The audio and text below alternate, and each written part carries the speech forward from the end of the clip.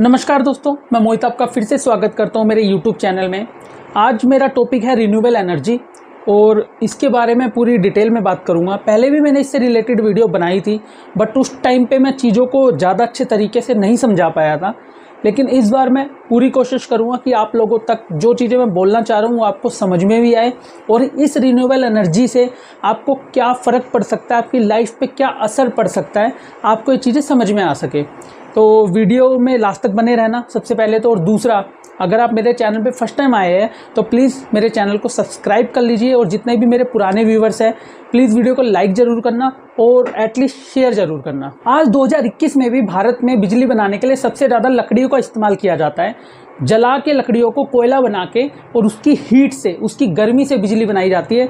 दूसरे तौर पे अगर बात की जाए तो भाखड़ा बांध जो हमारा सबसे बड़ा बांध है, वहाँ से भी बिजली प्राप्त की जाती है। इस समय ऐसा आ गया कि धीरे धीरे हम लोगों के बीच में बिजली की भी कमी होने लगी है। बहुत बड़े बड़े पावर कट होते हैं। हम शहर में रहते हैं तो शायद हमें इस चीज़ का इतना नहीं पता है, लेकिन ग्रामीण क्षेत्रों में बिजली की कटौती बहुत ज़्यादा की जाती है क्योंकि उतनी बिजली हमारे पास पर्याप्त नहीं है जितनी हमें चाहिए होती है। तो इलेक्ट्रिसिटी का सबसे बड़ा कारण यही है कि हमारे पास रिन्यूएबल एनर्जी की शॉर्टेज है। आज भी लोग रिन्यूएबल एनर्जी की तरफ नहीं बढ़ रहे हैं। तो ये वीडियो आपको उसी रास्ते की तरफ ले जाएगी, वही आपको समझाया जाएगा जिससे आप रिन्यूएबल एनर्जी को समझ सके कि ये आपको क्या चीज़ें प्रोवाइड कर सकता है। देखिए, रिन्यूएबल एनर्जी में बांध भी आते हैं, उसमें भी एक बड़े से पहिए को चलाया जाता है जिससे बिजली बनाई जाती है, लेकिन वो हर कोई नहीं लगा सकता है। वो बहुत कहते हैं ना कि कम पैमाने पे मिलने वाला स्रोत है। उसके बाद अगर दूसरा स्रोत सामने आता है, सोर्स जिसे हम कहेंगे, तो वो है पवन चक्की। लेकिन पवन चक्की भी बहुत ज़्यादा महंगा जरिया है इलेक्ट्रिसिटी बनाने का। तो हमारे बीच में सबसे बढ़िया और सबसे आसान तरीका आता है सौर ऊर्जा। और आज अगर मैं बात करूं तो भारत में बहुत अच्छे लेवल पे लोग इसका इस्तेमाल कर रहे हैं, लेकिन अभी भी एटलीस्ट 80% पॉपुलेशन को इसके बारे में नहीं पता है। सौर ऊर्जा हमें किस तरीके से ऊर्जा प्रोवाइड करता है, कैसे वो हमारी लाइफ को ईजी करता है, वो हमें इलेक्ट्रिसिटी प्रोवाइड करता है, तो ये अभी आगे कंटिन्यू रखेंगे। तो यहाँ बात करते हैं कि सोलर प्लांट होते क्या हैं। सबसे पहले तो मैं आपको बताता हूँ, सोलर प्लांट 3 टाइप के होते हैं, ऑफ ग्रिड, ऑन ग्रिड और हाइब्रिड। तो सबसे पहले हम बात करते हैं ऑफ ग्रिड प्लांट की। इस प्लांट में छतों पे या फैक्ट्री के ऊपर इस एंगल में प्लेटों को, मॉड्यूल को लगाया जाता है ताकि वो ज़्यादातर सूरज की रोशनी के संपर्क में रहे और वहाँ से जो भी एनर्जी बनती है उसको इन्वर्टर बैटरी तक ट्रांसफ़र किया जा सके। इसमें क्या होता है, कोई भी आप इलेक्ट्रिसिटी के से कनेक्टेड नहीं होते हो, जो भी आपको इलेक्ट्रिसिटी प्रोवाइड होती है वो बैटरी के थ्रू होती है। जैसे हमारे घर में इन्वर्टर होता है, वो हमारी मेन इलेक्ट्रिसिटी से चार्ज होता है और लाइट जाने पे हम उस इन्वर्टर का इस्तेमाल करते हैं। यहाँ पे फ़र्क इतना है कि जितनी भी बैटरी चार्ज हो रही है वो सौर ऊर्जा के द्वारा चार्ज हो रही है। तो ये प्लांट ऑफ ग्रिड कहलाया जाता है।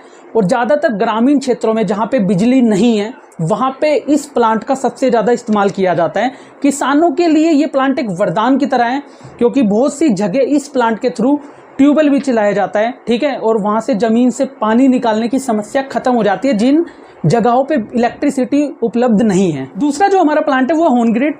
ये प्लांट ना बहुत ज़्यादा कहते हैं ना टॉपिक में रहता है, चर्चा में रहता है और इस टाइम पे सबसे ज़्यादा प्लांट पूरे इंडिया में यही लगते हैं। ज़्यादातर कंपनियां इसी पे फोकस कर रही है।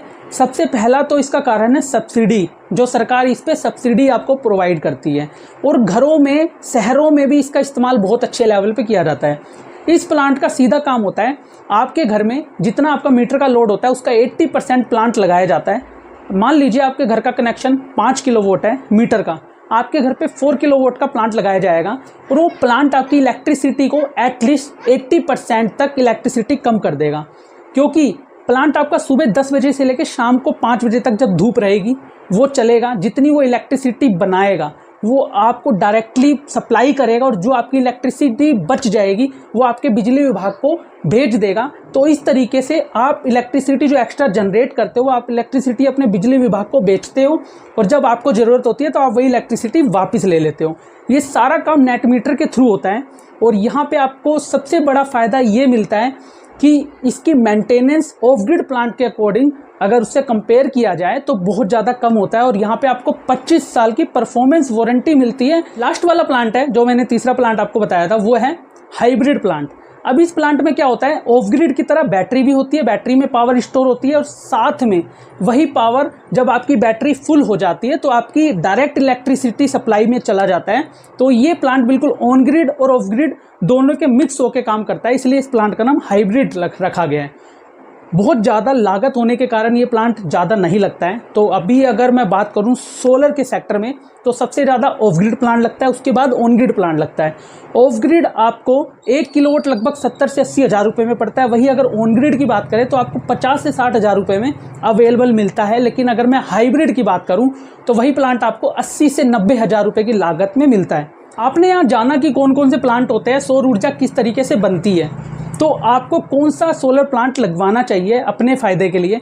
अगर आप ग्रामीण क्षेत्रों में रहते हो जहाँ पे आपकी इलेक्ट्रिसिटी बहुत लंबे लंबे समय तक अवेलेबल नहीं होती है या आपके यहाँ पे इलेक्ट्रिसिटी है ही नहीं, तो वहाँ पे आप ऑफ ग्रिड प्लांट लगवा सकते हो। आपको वो बिजली प्रोवाइड करेगा, एक ऊर्जा का स्रोत आपको मिल जाएगा। अगर आप किसी शहरी इलाके में रहते हैं जहाँ पे आपकी इलेक्ट्रिसिटी बहुत बड़ा पार्ट नहीं है, पार्ट है आपका खर्चा। आप मान लीजिए आपके घर का प्लांट है 5 किलोवाट और आप 4 किलोवाट का सोलर प्लांट लगाते हो, पहले आपका बिल आता था 2000 रुपये, तो उस सोलर प्लांट लगाने के बाद आपका बिल मात्र 300 से 400 रुपये आएगा। अब ये काम होता किस तरीके से, थोड़ा सा मैं इसका गणित आपको बताता हूँ। 1 किलोवाट का प्लांट जो सौर ऊर्जा होता है उसकी एवरेज होती है 4 यूनिट। तो मान लीजिए आप 4 किलोवाट का प्लांट लगाते हो तो वो आपको डेली 20 यूनिट बना के देगा, 16 से 20 यूनिट। मैं मैक्सिमम 20 यूनिट का कैलकुलेशन लेके चल रहा हूँ 5 यूनिट के हिसाब से।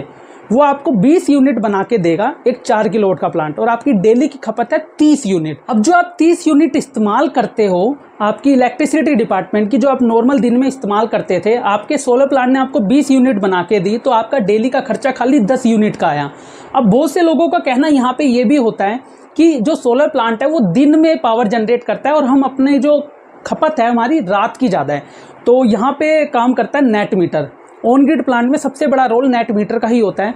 आप जितनी भी ज़्यादा एनर्जी बनाते हो वो आपके बिजली विभाग को भेज दी जाती है, और बाद में जब आप उसे इस्तेमाल करते हो तो वहाँ से आपका प्लस माइनस की कैलकुलेशन होती है, तो आपको नेट मीटर में बाकायदा देखने को मिलती है।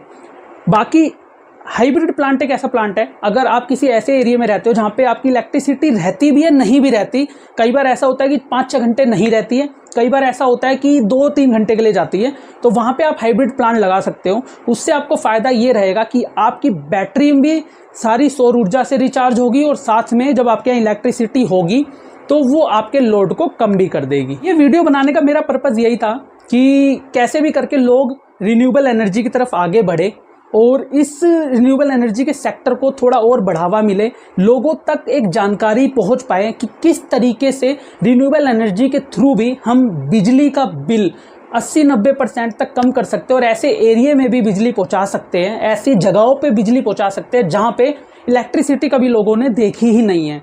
तो अगर ये वीडियो आपको अच्छी लगी है, आपको यूज़फुल लगी है, तो प्लीज़ इस वीडियो को शेयर करिए, लाइक करिए, और जो भी मेरे न्यू व्यूवर्स हैं वो प्लीज़ चैनल को सब्सक्राइब जरूर करिए। नमस्कार दोस्तों, मैं मोहित आपका फिर से स्वागत करता हूं मेरे YouTube चैनल में। आज का जो हमारा टॉपिक है वो है 5G से रिलेटेड। सभी लोग 5G के टॉपिक को लेके कहीं ना कहीं लगे हुए हैं, मोबाइल फोन्स को लेके बहुत ज्यादा। मार्केट में मोबाइल फोन की सेलिंग 5G की बहुत ज्यादा बढ़ गई है, हर कंपनी फोकस कर रहा है 5G के ऊपर। क्योंकि हुआ क्या है कि अभी जैसे जियो सबसे बड़ी कंपनी इस टाइम मोबाइल टेलीकॉम ऑपरेटर है, उन्होंने थोड़े दिन पहले अपना ट्वीट किया था कि हमने 5G की टेस्टिंग सक्सेसफुली कर ली है और उसकी स्पीड 1 Gbps से ऊपर आई है। तो ये बहुत अच्छी बात थी, स्पीड आई थी। एंड उन्होंने ये भी बताया कि 5G को इंडिया में आने में, लॉन्च होने में सेकेंड हाफ तक टाइम लग जाएगा, मतलब ये जून जुलाई के बाद ही इंडिया में अवेलेबल हो पाएगा। तो ये आप लोगों के लिए अच्छी न्यूज हो सकती है, बट कहीं ना कहीं इसके पीछे असली ट्रूथ आपको पता नहीं है। तो उसी को हम यहाँ कंटिन्यू करेंगे। आप लोग वीडियो में बने रहिए और वीडियो को एंड तक देखिए ताकि आप इन सब बातों को जान सको। अब सबसे बड़ी बात, आप लोग सोचते हो कि मतलब 5G को इतना टाइम क्यों लगेगा, क्या इतने टाइम के बाद भी वो अभी मार्केट में बहुत अच्छे तरीके से अवेलेबल होगा? तो इसका आंसर है नहीं। उसका कारण ये है कि सबसे पहली बात तो टेलीकॉम ऑपरेटर के पास ऑलरेडी 7.5 लाख करोड़ से ज्यादा का लोन है, तो पहले उनको वो कमियां पूरी करनी है। दूसरा, उभरती हुई कॉम्पिटिटर मार्केट, क्योंकि अभी क्या होगा कि आप जब भी 5G लॉन्च होगा तो सब मोबाइल कंपनी अपने लिए कुछ ना कुछ बेटर करने के लिए, यूजर को खींचने के लिए प्राइसिंग में खेलेगी। तो अब अगर 5G का रेट बहुत ज्यादा रख देंगे तो लोग 4G पे ही रहेंगे, 5G को यूज नहीं करेंगे। तो 4G और 5G में आप 20-30% से ज्यादा का फर्क नहीं रख सकते उनकी जो प्राइसिंग वैल्यू है। दूसरा कारण ये, तीसरा, अभी तक 5G जो स्पेक्ट्रम होता है उसका ऑक्शन इंडिया में हुआ ही नहीं है कि वो किस कंपनी को मिलेगा, कितने रेट में मिलेगा, फिर वो कंपनी किसको बेचेगी। एग्जांपल के तौर पे अगर स्पेक्ट्रम का लाइसेंस जियो को मिलता है, जियो फिर डिसाइड करेगी कि मैंने अगर ये 3 रुपए में स्पेक्ट्रम खरीदा है तो मैं 4 रुपए में जियो मतलब वोडाफोन को दूं या मतलब मैं एयरटेल को दूं। तो ये सारी मतलब टेक्निक यूज होती है। फोर्थ पॉइंट मेरा ये है कि अब सभी लोग मोबाइल खरीद रहे हो, 5G खरीद रहे हो, और जो अभी मोबाइल आप खरीद रहे हो F1 टेक्नोलॉजी में ही खरीद रहे हो जिसकी मैक्सिमम स्पीड 4 Mbps है। वो 400 Mbps से ज्यादा की स्पीड को नहीं ले सकता अपने फोन में।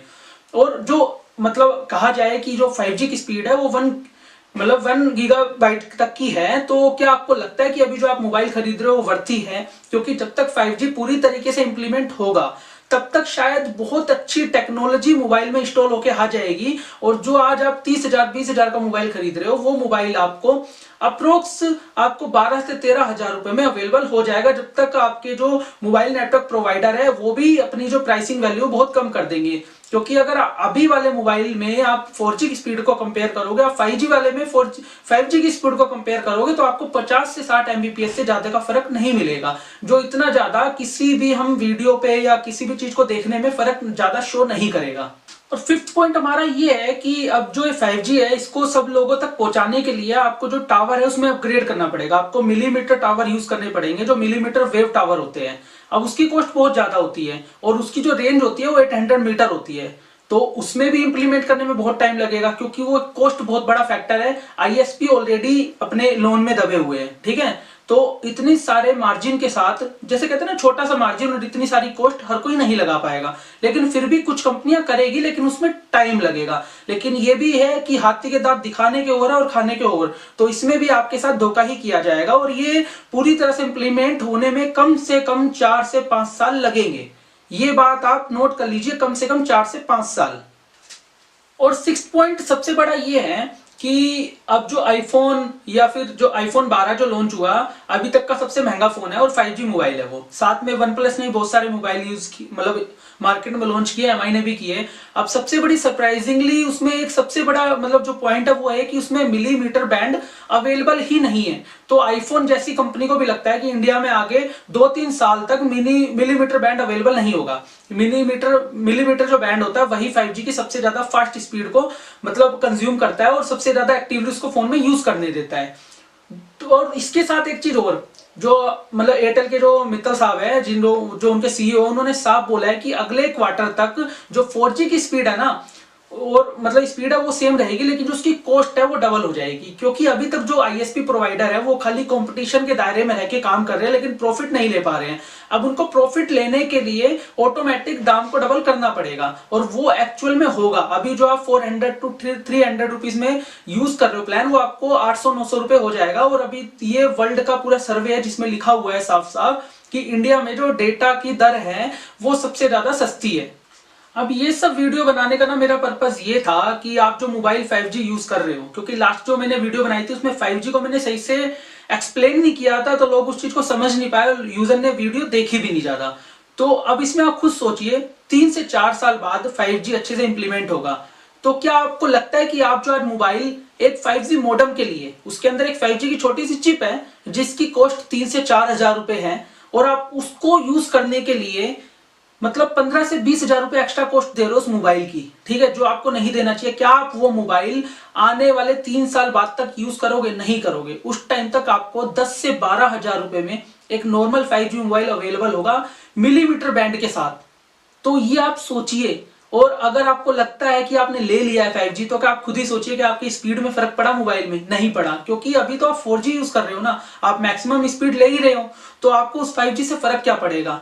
तो अगर आपको वीडियो अच्छी लगी है, उम्मीद करता हूं अच्छी लगी होगी, मैंने पूरी तरह से एक्सप्लेन करने की कोशिश करी है। अगर अच्छी लगी है तो इसको लाइक करिए, शेयर करिए और मेरे चैनल को प्लीज सब्सक्राइब जरूर करिए। Thank you so much. नमस्कार दोस्तों, मैं मोहित आपका फिर से स्वागत करता हूं मेरे यूट्यूब चैनल में।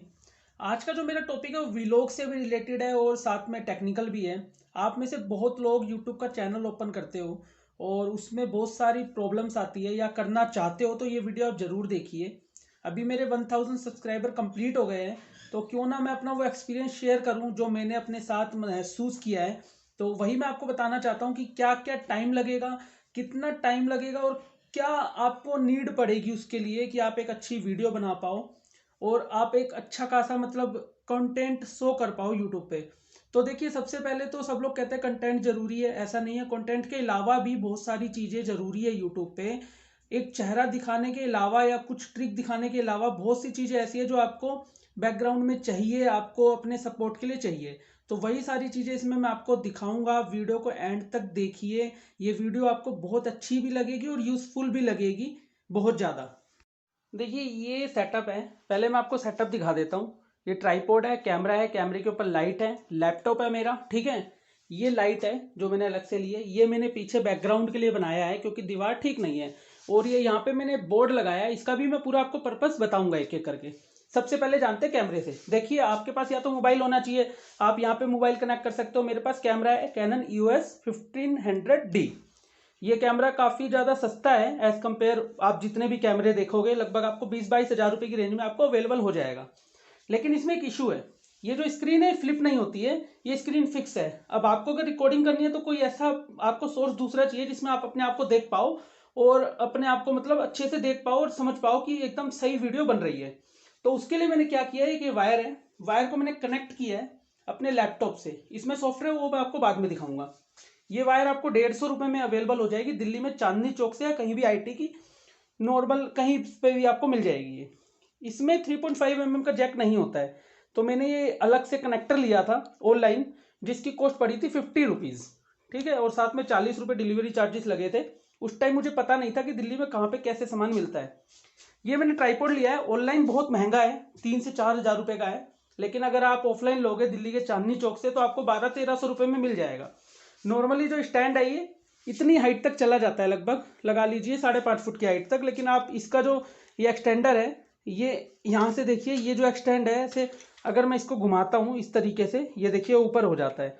तो इसको करके आप लगभग इसे 6 फीट तक यूज़ कर सकते हो। साथ में इसमें ये देखिए मूवेबल ऑप्शन है, और ये जो ऑप्शन है ना इसका, ये मेरे को बहुत प्यारा लगा, बिल्कुल स्टेबल है।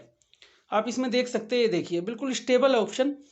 अब ये तो है कैमरा, ठीक है। इसकी मैंने केबल यहाँ ली, ठीक है। इसको मैंने यहाँ पे कनेक्ट किया, ये देखिए, ये मैंने यहाँ कनेक्ट किया। कनेक्ट करते ही वहाँ पे शटर बंद हो गया। ये मेरे पास सॉफ्टवेयर ओपन हुआ कैनन का अपना खुद का सॉफ्टवेयर है। सॉफ्टवेयर ओपन हुआ यहाँ पे, मैंने इसमें रिमोट शूटिंग ऑप्शन को क्लिक किया, ठीक है। थोड़ा पास में ले जाके दिखाता हूँ। यहाँ पे देखिए ऑप्शन क्या क्या है। यहाँ पे लाइव व्यू का आपको ऑप्शन आ रहा है, ठीक है। लाइव व्यू शूट मतलब जो भी शूट है वो लाइव होगा बिल्कुल। आप इसमें देखिए एग्जांपल अभी आपको सामने आ जाएगा, मैं सामने बैठा हूँ, मेरे को लाइव कैमरा एक्सेस मिल रहा है, जो भी मैं बात कर रहा हूँ लाइव। यहाँ पे ये आपको रिकॉर्डिंग का ऑप्शन आता है, यहाँ पे ये वाला। और साथ में आप यहाँ देखिए, यहाँ पे आप ध्यान से देखिए, आपको एक ऑप्शन आ रहा है फेस लाइव व्यू। अब हमको यही यूज़ करना है क्योंकि हमें तो अपना फेस एक्सेस करना है। तो जैसे ही मैं ऑन करूँगा, ये देखिए ऑटोमेटिक मेरे को डिटेक्ट करना शुरू कर देगा। ये देखिए, ये डिटेक्ट करना शुरू कर देता है। मैं आपको थोड़ा सा कैमरे के पास ले जाके दिखाऊंगा कि किस तरीके से ये वर्क करता है। ये देखिए, यहाँ पे लेंस है इसका। अब मैं इसको यहाँ ऑन पे क्लिक कर रहा हूँ, ये देखिए ऑटोमेटिक, मैंने कुछ इसमें छेड़ा नहीं है, ऑटोमेटिक ये काम कर रहा है। इसने अपने हिसाब से सेट कर लिया। ये इसका है कैनन 1500D का सॉफ्टवेयर। ऐसे ही सब कैमरे के आपको सॉफ्टवेयर मिलेंगे जिसमें आप लाइव व्यू शूट कर सकते हो अपने आप को। ये तो हो गया मेरा सारा सब कुछ जो मैंने कैमरे की कनेक्टिविटी की है। अब यहाँ पे मैंने ये जो पार्ट है, मैंने पूरा बैकग्राउंड बनाया है ताकि मैं अपनी वीडियो में पीछे अननेसेसरी चीज़ों को ना दिखाऊं, क्योंकि दीवार इतनी ज़्यादा सही नहीं है। मैंने एक चेयर ली है जिसको मैंने अपनी रिकॉर्डिंग के पर्पज़ के लिए, साथ में मेरा टेबल है जिसपे मैं अपने टॉपिक्स बनाता हूँ। और सबसे बड़ी बात, ये बोर्ड मैंने लगाया है। अब एज ए यूट्यूबर सबको लगता है कि चीज़ें बोलना बहुत ईजी है, नहीं, इसमें पहले आपको लिखना पड़ता है, यहाँ पे पॉइंट्स लिखने पड़ते हैं और उनको 10-10, 12-12 बार बोलना पड़ता है। आपने ये सब चीज़ें जो देखी, ये लगा लीजिए सारा सेटअप मेरे को 5000 के अंदर पड़ गया। लेकिन कैमरा मेरे पास पहले से अवेलेबल था, उससे पहले मैंने मोबाइल से शूटिंग करी है, ओप्पो रेनो Z2 से, रेडमी के नोट 8 से मैंने शूट करी है। उसके बाद जब मुझे लगा कि मुझे कैमरे का अपना यूज़ करना चाहिए तो मैंने अपना कैमरा इस्तेमाल किया। अब ये लगा लीजिए, कहना बहुत आसान है कि यूट्यूब पे आप वीडियो बनाइए अपलोड कर लीजिए, ऐसा नहीं है। आपको पहले टॉपिक बनाना पड़ेगा, बहुत सारी वीडियोस देखनी पड़ेगी बड़े यूट्यूबर की, उनके रिगार्डिंग सर्च करना पड़ेगा। सर्च करने के बाद आपको पेपर पे लिखना पड़ेगा सब कुछ। ठीक है, ये देखिए मैं ऐसे इस तरीके से सारा लिखता हूँ, एक एक टॉपिक लिखना पड़ता है। उसके बाद आपको उस चीज़ को बार बार बार बार शूट करना पड़ता है, क्योंकि आपको कोई शूट करवाने वाला अवेलेबल नहीं है। आपको उसकी एडिटिंग भी खुद करनी है। मैं काइन मास्टर का यूज़ करता हूँ, वंडरशेयर फिल्मोरा का यूज़ करता हूँ लैपटॉप में। ये सारे काम आपको खुद करने, कोई आपको करवाएगा नहीं। तो ये सारा आप देखिए कितना टाइम लगता है। अगर आप एक 3 मिनट की वीडियो बना रहे हैं तो आपको एटलीस्ट 2 घंटे तो आपके लगेंगे लगेंगे, एडिटिंग वेडिटिंग सब कुछ मिला के। और सबसे बड़ी बात, आप अगर किसी ऐसे एरिया में रहते हैं जैसे जिस एरिया में मैं रहता हूँ, मॉर्निंग में या डे में वीडियो बनाना पॉसिबल नहीं है, तो मुझे रात को 2:30 से 3 बजे वीडियो बनानी पड़ती है, ताकि एरिया में शांति हो। और मतलब कहते हैं ना कि शोर ना आए पीछे, व्यूवर्स को बुरा ना लगे। और जब उसके बाद व्यू नहीं आते हैं तो बहुत बुरा लगता है। तो ये यूट्यूब की एक सच्चाई भी है कि जब तक आपके ज़्यादा सब्सक्राइबर नहीं होंगे आपको व्यू नहीं आएगा। और सबसे कड़वा सच ये है कि जो आपके अपने होंगे वो आपको बिल्कुल भी सपोर्ट नहीं करेंगे, स्टार्टिंग में आप पे खाली हंसेंगे। तो अगर आप एक यूट्यूबर बन चुके हो या बनना चाह रहे हो या इस फील्ड में आना चाह रहे हो, तो आप ये ज़रूर वीडियो, आपको बहुत ज़्यादा मतलब यूज़फुल रहेगी। और मेरे 1000 सब्सक्राइबर हुए बड़ी मुश्किल से हुए, लगभग मुझे 1 साल का टाइम लग गया है 1000 सब्सक्राइबर के लिए। लेकिन अभी मैंने चैनल मोनेटाइज नहीं किया है, क्योंकि अभी मेरे चैनल पे उतने व्यू नहीं आ रहे जितने आने चाहिए। तो उम्मीद करता हूँ व्लॉग और वीडियो आपको अच्छी लगी होगी। अच्छी लगी है तो प्लीज़ चैनल को सब्सक्राइब कर लीजिए, वीडियो को लाइक करिए और शेयर जरूर करिए। नमस्कार दोस्तों, मैं मोहित आपका फिर से स्वागत करता हूं मेरे YouTube चैनल में। और आज का जो हमारा टॉपिक है वो है HSRP से रिलेटेड। अभी HSRP है क्या और इससे रिलेटेड हम पूरी बात करेंगे, आपको पूरा प्रोसीजर बताएंगे। लेकिन वीडियो में आगे बढ़ने से पहले मैं चाहूंगा प्लीज मेरे चैनल को सब्सक्राइब कर लीजिए। अभी HSRP वर्ड जो आया था कुछ साल पहले आया था, जो बाइक्स और कार्स में एक नई तरीके की नंबर प्लेट लग के आई थी। और वो नंबर प्लेट जब लग के आती थी तो बड़ी इजीली वो लग जाती थी, लेकिन वो टूटती बहुत जल्दी थी क्योंकि वो सिल्वर की होती थी। और उसमें लेकिन कुछ फीचर्स ऐसे थे जो गवर्नमेंट्स के अकॉर्डिंग बहुत ज्यादा मतलब जरूरी थे। और अभी क्या हुआ कि कुछ टाइम पहले से उसकी डिमांड बहुत ज्यादा बढ़ गई। लेकिन उसमें हुआ क्या कि बहुत सारे डीलर्स ऐसे थे जो उसमें नकली नंबर प्लेट बना रहे थे और बहुत ज्यादा अमाउंट लोगों से वसूल रहे थे। तो उसके लिए फिर गवर्नमेंट ने इनिशिएट लिया और थोड़े दिन पहले एक वेबसाइट लॉन्च करी एक प्राइवेट कंपनी के साथ। वेबसाइट का नाम था बुक माई HSRP। अब ये तो था लोग जिनको जरूरत थी वो करा रहे थे, जिनको नियम में चलने की आदत है, लेकिन जिनको नहीं थी वो नहीं करा रहे थे। लेकिन अभी लास्ट मंथ क्या हुआ कि ये सारी चीज कंपलसरी कर दी गई दिल्ली में और उत्तर प्रदेश में। अब क्या हुआ, गाड़ियों की चेकिंग शुरू हुई, ठीक है, उसमें चालान कटने शुरू हुए, तो लोग थोड़ा सा मतलब इसमें एक्टिव हो गए। अब इसमें दो चीज है, पहला तो होता है कमर्शियल हो चाहे आपकी पर्सनल यूज के लिए जो कार है उसमें आपके एक स्टिकर लगते हैं शीशे के पास, जिसे कलर स्टिकर कहते हैं, आपको वो भी अप्लाई करने जरूरी है। तो अगर आप इसकी होम डिलीवरी करते हो तो आपको 295 रुपीज अकाउंट से पे करने पड़ेंगे उसके लिए। एंड अगर आप स्पेशली अगर वहां पे डिलीवरी नहीं करते हो तो आपको 115 रुपए बच जाएंगे। अगर आप यहाँ पे नंबर प्लेट अपनी ऑर्डर करते हो फ्रंट और बैक दोनों की, चाहे वो बाइक हो चाहे कार हो, तो उसके लिए आपको 535 रुपए पे करने पड़ेंगे होम डिलीवरी के साथ। और अगर होम डिलीवरी आप नहीं करते हो तो आपको 115 रुपए उसमें भी बच जाएंगे। तो ये सारा प्रोसीजर मैं आपको इस वीडियो में प्रॉपरली बताऊंगा, वीडियो पूरी ध्यान से देखना, पूरे स्टेप है उसमें, अप्लाई से लेके पेमेंट तक, और उसके बाद कैसे PDF जनरेट हुई है, सारा उसमें प्रोसेस है। तो आप वीडियो को बिल्कुल भी कहीं पे स्किप मत करना, वरना आप फिर कहीं ना कहीं स्टेप खोदोगे और गलती आपसे हो जाएगी। सबसे पहले तो आपको HSRP की वेबसाइट पे जाना है।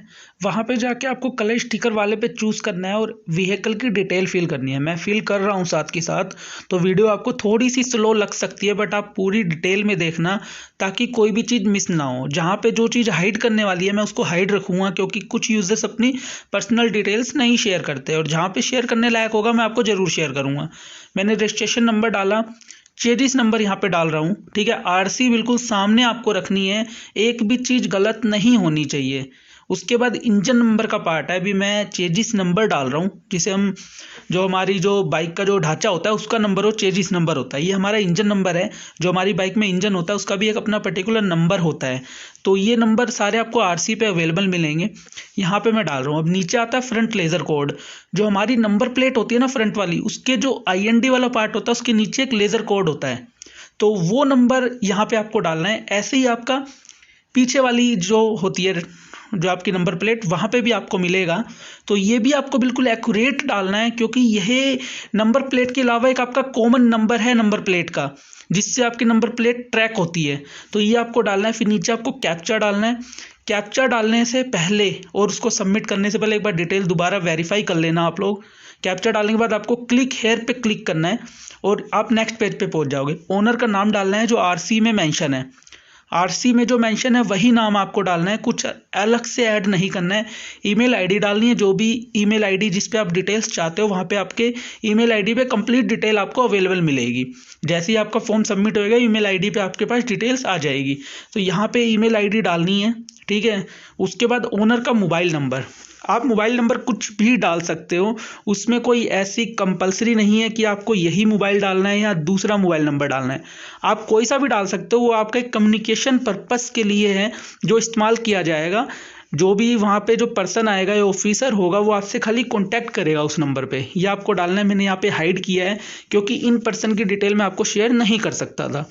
यहाँ पे मेल आईडी डालने के बाद फिर आपको ओनर का नंबर डालना है। ओनर नंबर डालने के बाद बिलिंग एड्रेस आपको वही मेंशन करना है जो आपकी आरसी पे अवेलेबल है। अगर आपकी आरसी पे पुराना एड्रेस अवेलेबल है और आपने एड्रेस चेंज कर दिया है, तो या तो आप उस एड्रेस पे दोबारा कम्युनिकेट करिए या फिर एड्रेस को पहले चेंज कराइए। चेंज कराने का भी बहुत ज़्यादा लंबा प्रोसीजर नहीं है, आप फॉर्म अथॉरिटी में जाके सबमिट कर सकते हो और 1 हफ्ते में आपका चेंज हो जाएगा। क्योंकि एड्रेस आरसी में जो मेंशन है उसी एड्रेस पे ऑटोमेटिक जाएगा। ये खाली एक वेरिफिकेशन पर्पस के लिए होता है कि यूज़र सही डिटेल फिल कर रहा है कि नहीं कर रहा है। स्टेट डालना है, उसके बाद सिटी डालनी है। सिटी होता है, जैसे मैं दिल्ली में रोहिणी में रहता हूँ तो मेरी रोहिणी सिटी हो गई और स्टेट मेरी दिल्ली हो गई। जीएसटी नंबर अगर आपका कोई एप्लीकेबल आप डालिए। अगर कोई आपकी जैसे कमर्शियल गाड़ी है किसी कंपनी पे लगी हुई है तो आपको जीएसटी नंबर डालना चाहिए। उसके बाद 2 ऑप्शन है, डीलर अपॉइंटमेंट और होम डिलीवरी। डीलर पे अगर आप करते हो तो आपको डिलीवरी चार्जेस नहीं देने पड़ेंगे, आपको वहां जाना पड़ेगा, आपको स्टिकर आपकी गाड़ी पे लगा दिया जाएगा। अब मैंने होम डिलीवरी सिलेक्ट किया है, मैं अपनी लोकेशन ट्रैक करता हूँ, मतलब चेक करता हूँ पिन कोड, तो उसमें ओके आ जाता है, हाँ मेरे यहाँ पे अवेलेबल है। मैं इसमें एड्रेस फिर से वही प्रॉपरली उसी तरीके से डाल रहा हूँ जैसे डालना चाहिए, ठीक है। एड्रेस डालने के बाद फिर मेरे को यहाँ पे सारी चीज़ दोबारा डालनी है और बिल्कुल एक्यूरेट डालनी है, गलत नहीं होना चाहिए। लैंडमार्क अगर कोई है तो आप डालिए ताकि आपके पास इजीली वो चीज़ पहुँच जाए, जो भी स्टिकर आपके है वो पहुँच जाए। यहाँ से फिर आपको नेक्स्ट करना है। नेक्स्ट करने के बाद ये आपकी आ गई अपॉइंटमेंट डेट। अब जैसे अपॉइंटमेंट डेट है उसमें स्लॉट आ रहा है 9 से 1 बजे के बीच में पर्सन आपके घर पे आएगा और स्टिकर को फिक्स करके आपकी गाड़ी पे जाएगा। यहाँ पे कंफर्म और प्रोसीड करना है। इसके बाद आएगा आपका पेमेंट का ऑप्शन, जिसमें आपकी समरी के बाद ये जो समरी का पेज है इसके बाद आपको पेमेंट का ऑप्शन मिलेगा, ठीक है। वहाँ पे लेकिन उससे पहले आपको वेरीफाई भी करनी है डिटेल। तो यहाँ पे जैसे ही मैं नेक्स्ट करता हूँ ये सारी चीज़ें वेरीफाई करने के बाद तो मेरे को एक एस्टीमेट बन के आएगा कि मेरे को इतने रुपए पे करने हैं। अभी एस्टीमेट वो शो होगा। यहाँ पे जब मैंने पेज को आगे गया तो यहाँ पे आया मेरे पास एस्टीमेट की जो कॉस्ट है वो 100 रुपीज़ है, डिलीवरी चार्जेस 125, उसमें फिर ग्रोस टोटल फिर जीएसटी ये सब ऐड होके 289 रुपीज़ समथिंग हुए हैं। मैं इसमें नेट बैंकिंग यूज़ कर रहा हूँ तो वहाँ पे मेरे जो टोटल पेमेंट है वो 295 रुपीज़ अप्रोक्स लग रही है। मैंने एसबीआई का यूज़ किया है क्योंकि एसबीआई का सर्वर गवर्नमेंट जो अथॉरिटीज़ है इनके साथ डायरेक्टली कनेक्टेड होता है, पेमेंट फेलियर्स के चांसेस बहुत ज़्यादा कम होते हैं।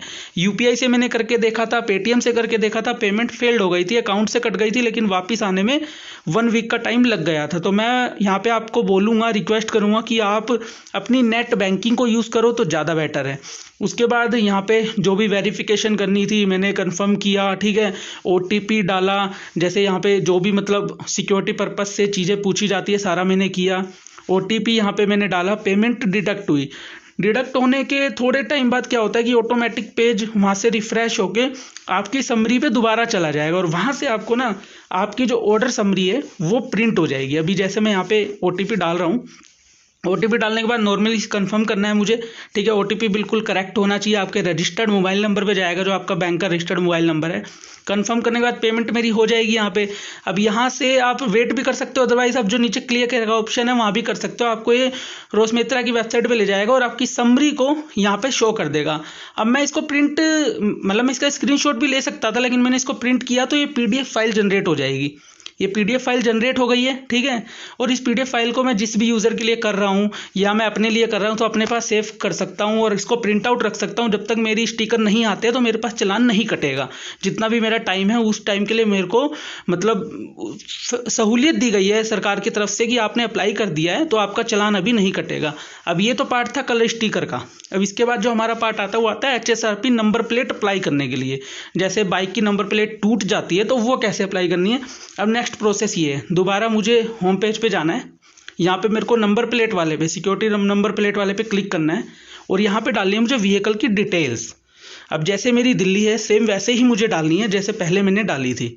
तो रजिस्ट्रेशन की पूरी डिटेल डाल दी है। यहाँ पे मैं इतनी चीज़ें हाइड नहीं करूँगा क्योंकि शायद उतनी ज़्यादा ज़रूरी नहीं थी, मेरे को परमिशंस ऑलरेडी शो करने की मिल गई थी। यहाँ पे चेजिस नंबर वही जो मैंने आपको बताया, जो बाइक होती है या गाड़ी होती है उसका जो ढांचा होता है, जो भी मतलब उसकी बॉडी होती है उसको चेजिस कहते हैं। तो वो चेजिस नंबर यहाँ डालना है। RC पे अवेलेबल होगा। प्लीज़ दोबारा मैं आपको कहूँगा RC आप अपने साथ ज़रूर रखिए, बहुत ज़्यादा ज़रूरी है अपने साथ रखनी। और उसके बाद इंजन नंबर बहुत क्लियरली डालना है, बिल्कुल चेक करके डालना है क्योंकि सर्वर का रिस्पॉन्स टाइम बहुत ज़्यादा स्लो है। ज़्यादा देर अगर आप इस सर्वर में लगे रहोगे तो कहीं ना कहीं आपका वो पेज लॉग आउट हो जाएगा, फिर आपको दोबारा सारी चीज़ें फिल करनी पड़ेगी। ये सारी चीज़ फिल करने के बाद कैप्चा डालना है, फिर क्लिक हेयर पे क्लिक करना है और वहाँ से आपको एक नेक्स्ट पेज ओपन होगा। तो अभी देखते हैं, क्लिक हेयर होने के बाद ये आ गया। सेम वही जो पहले प्रोसीजर था एज इट इज़ चल रहा है, बस थोड़ा सा डिफरेंस यहाँ पे आएगा।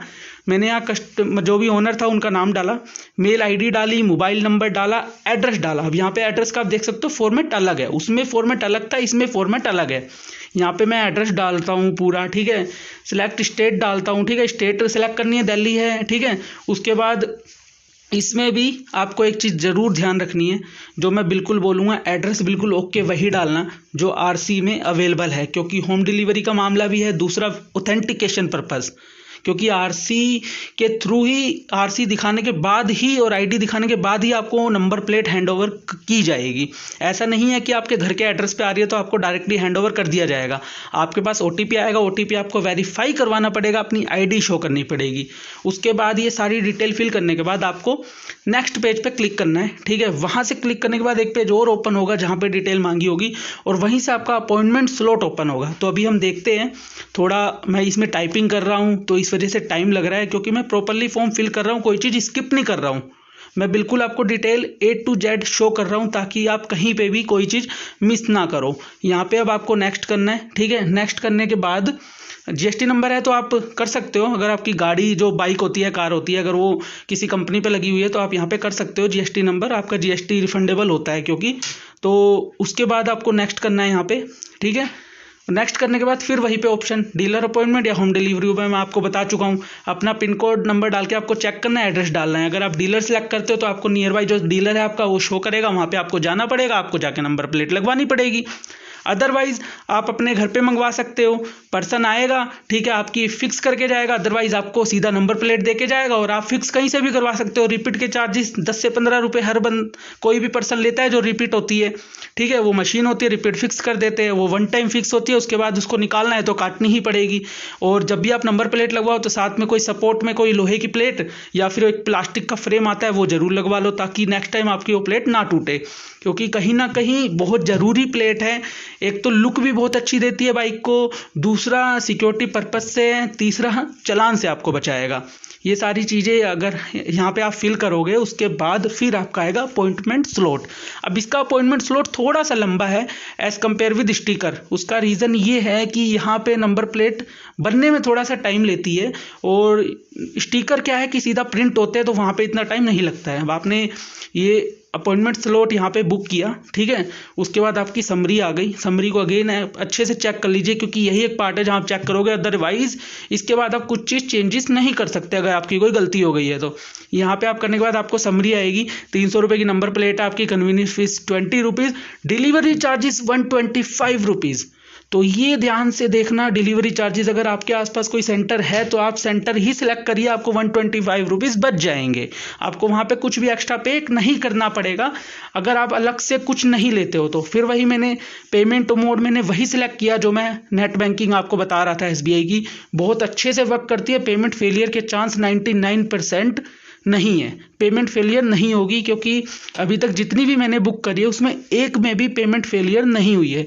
यहाँ पे वही प्रोसीजर है, पेमेंट को वेरीफाई करना है, OTP आएगा, OTP आने के बाद मैं पेमेंट को कंफर्म करूँगा, कंफर्म आने के बाद समरी प्रिंट होगी और उस समरी को आप प्रिंट कर सकते हो PDF फॉर्म में। जब तक वो स्लिप आपके पास है आपका चालान नहीं कटेगा, जब तक आपकी नंबर प्लेट या स्टिकर नहीं लगता है। लेकिन अब मैं यहाँ पे एक चीज़ आपको बताना चाहूँगा, अगर आपके घर के पास फिटमेंट सेंटर है जहाँ से आपने बाइक खरीदी है या आपने कार खरीदी है, अगर आपके घर के नियर बाई है तो आप कोशिश करो वहीं पे जाके लगवाओ। उसका फ़ायदा ये है कि आपको एक सहूलियत मिलती है। वहाँ पे कुछ एक्सेसरीज ऐसी होती है जो नंबर प्लेट के साथ या फिर जो स्टिकर होते हैं उनके ऊपर अलग से टेपिंग, तो वो आपको बेनिफिट देता है उसको लॉन्ग टाइम रिलायबल रखने के लिए। तो ये अभी तक का मैंने आपको इसमें बताया जो भी कंप्लीट था। PDF कैसे जनरेट करते हैं, प्रिंट कैसे रखना है, किस तरीके से आप चालान से बच सकते हो। तो अगर अच्छी लगी है तो प्लीज़ चैनल सब्सक्राइब करना और वीडियो शेयर जरूर करना। बाकी थैंक यू सो मच आपका। वीडियो आप लोगों ने देखी, पूरा प्रोसेस देखा, ठीक है। अब क्वेश्चन ये है कि PDF आपके पास आ गई है, उस PDF के बाद आपको एक अपॉइंटमेंट स्लॉट मिला है। अगर आपने स्लॉट में सिलेक्ट की है अपनी डीलरशिप जहां पे आपको जाके करवाना है तो आपको उस टाइम पे पहुंचना पड़ेगा। अदरवाइज उस डे पे जो आपने होम डिलीवरी सिलेक्ट करी है, मान लो 9 से 1 बजे के बीच में 2 तारीख को, तो आपके पास पर्सन आएगा। स्टिकर आपको नॉर्मली दे दिए जाएंगे जिसको आपको खुद फिक्स करना होगा, शीशे पे अंदर की तरफ लगता है। एंड अगर जो आपकी नंबर प्लेट है तो वो आपको फिक्स करके दी जाएगी, आपके घर पे आएंगे, रिपीट होती है उससे पूरी फिक्स करेंगे ये। अब ये जो टाइम पीरियड है नॉर्मली नंबर प्लेट का है 10 दिन के अप्रोक्स, और आपका जो कलर स्टिकर का है वो है 5 से 6 दिन। आपके पास जब ये स्लिप होगी तो आपका चालान नहीं कट सकता है जब तक आपकी नंबर प्लेट या स्टिकर नहीं आ जाते। तो आप इसको आज ही अप्लाई कर लीजिए, क्योंकि चालान अब बहुत ज्यादा कटेंगे। एक तरह से गवर्नमेंट ने भी बोल दिया था कि हम जो फरवरी मार्च का जो महीना है उसमें बहुत ज्यादा चेकिंग करेंगे। तो आप जरूर अपनी ये चीजें अप्लाई करिए। उम्मीद करता हूँ वीडियो आपको अच्छी लगी होगी। अच्छी लगी है तो प्लीज इस वीडियो को लाइक करिए, शेयर करिए एंड चैनल को सब्सक्राइब जरूर करिए। Thank you so much. नमस्कार दोस्तों, मैं मोहित आपका फिर से स्वागत करता हूँ मेरे यूट्यूब चैनल में। मैं अपने चैनल पे टेक्निकल वीडियो ला रहा था, लेकिन बहुत टाइम से वो चीजें मैं कर नहीं पा रहा हूँ क्योंकि जॉब से टाइम नहीं मिल पा रहा था, और मेरे पास एक लिमिटेड प्लेस है जिसमें मैं कंटिन्यूस वीडियो नहीं बना सकता हूं।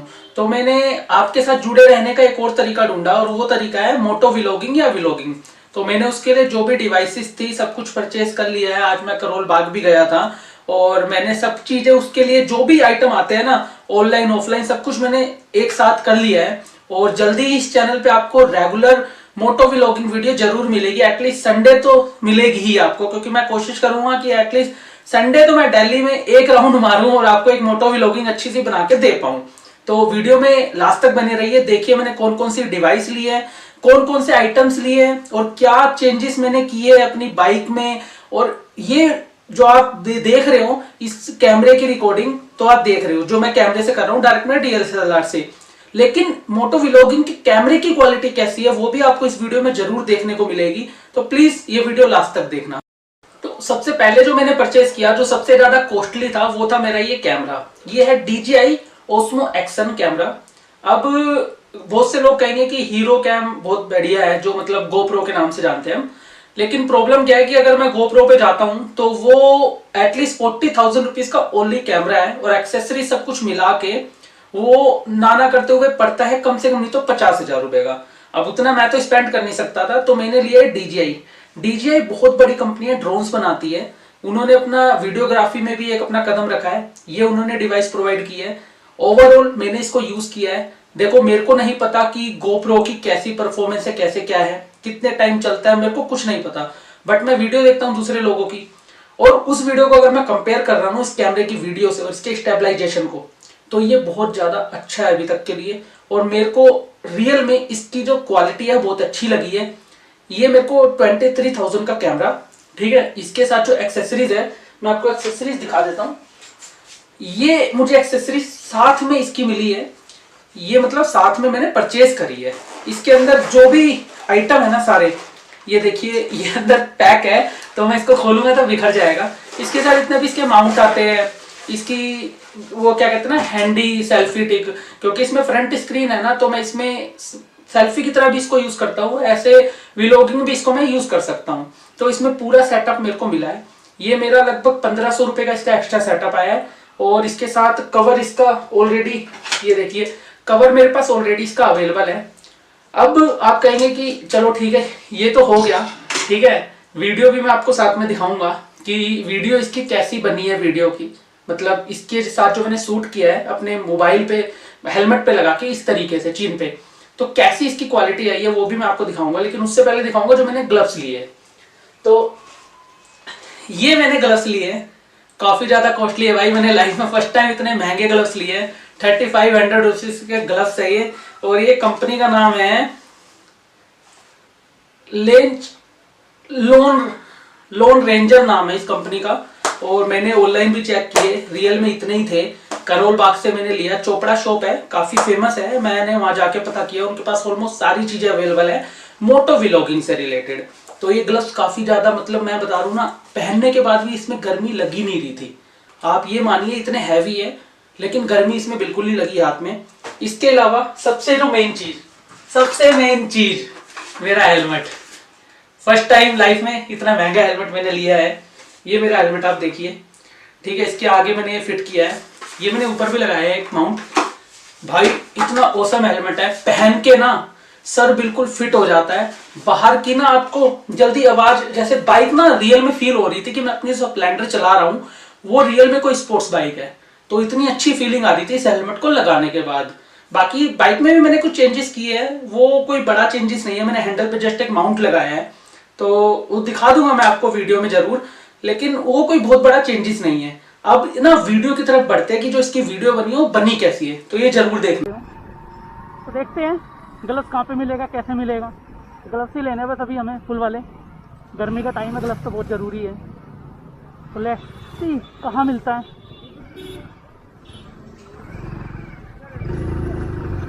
ग्लव्स बहुत ज़रूरी है भाई, ग्लव्स लेना बहुत ज़रूरी है।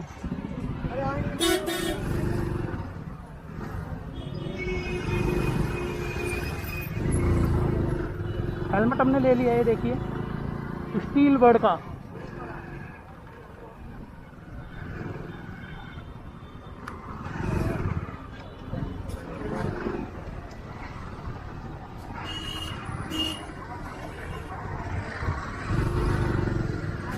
अभी हम देख रहे हैं ग्लव्स कहाँ मिलेंगे, दुकानें देख रहे हैं। एक पे पता किया लेकिन बहुत ज़्यादा कॉस्टली है, वो बजट से बाहर था, तो कहीं और पे देखने जा रहे हैं। अदरवाइज़ नहीं मिलेगा तो फिर डीकैथलॉन से ले लेंगे, वहाँ पे भी इजीली मिल जाता है। तो देखते हैं कहाँ मिलेगा, कैसे मिलेगा, कब मिलेगा।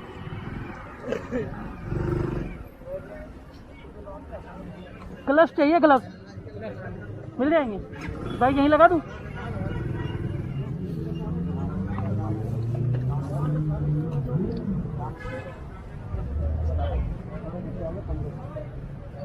भैया फुल वाले ग्लव्स मिल जाएंगे?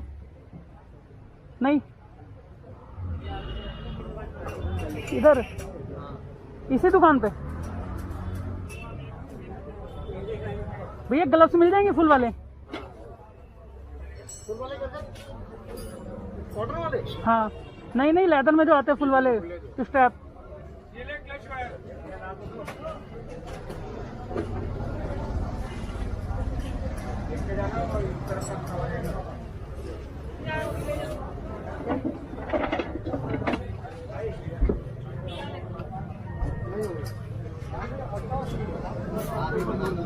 कैमरा देख के ना आधे लोग बताते ही नहीं है, अगर देना भी हो तो मना कर देते हैं साफ साफ।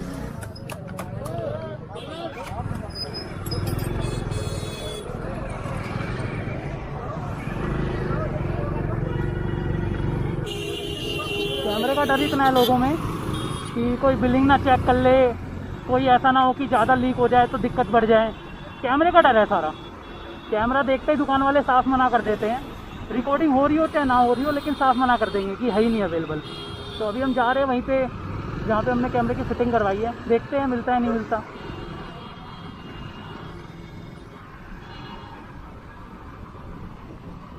आगे भी बहुत सारी शॉप है, तो देख रहे हैं जहाँ पे भी जैसे भी मिलेगा बेस्ट ही लेंगे, जो भी लेंगे, कोई बार बार तो लेना नहीं है।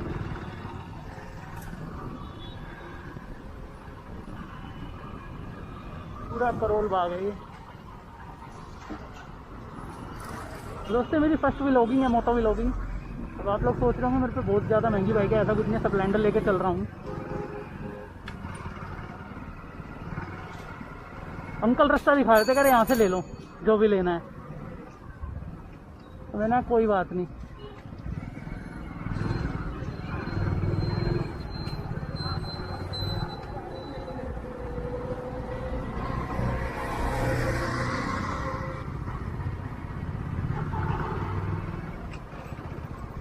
फाइनली हम फिर उधर से निकल रहे हैं, लेकिन ऐसा कोई ग्लव्स वाला हमें नहीं दिखा है। तो मैं क्या सोच रहा हूँ कि हम डीकैथलॉन से ले लेते हैं, वो भी बेस्ट ऑप्शन है।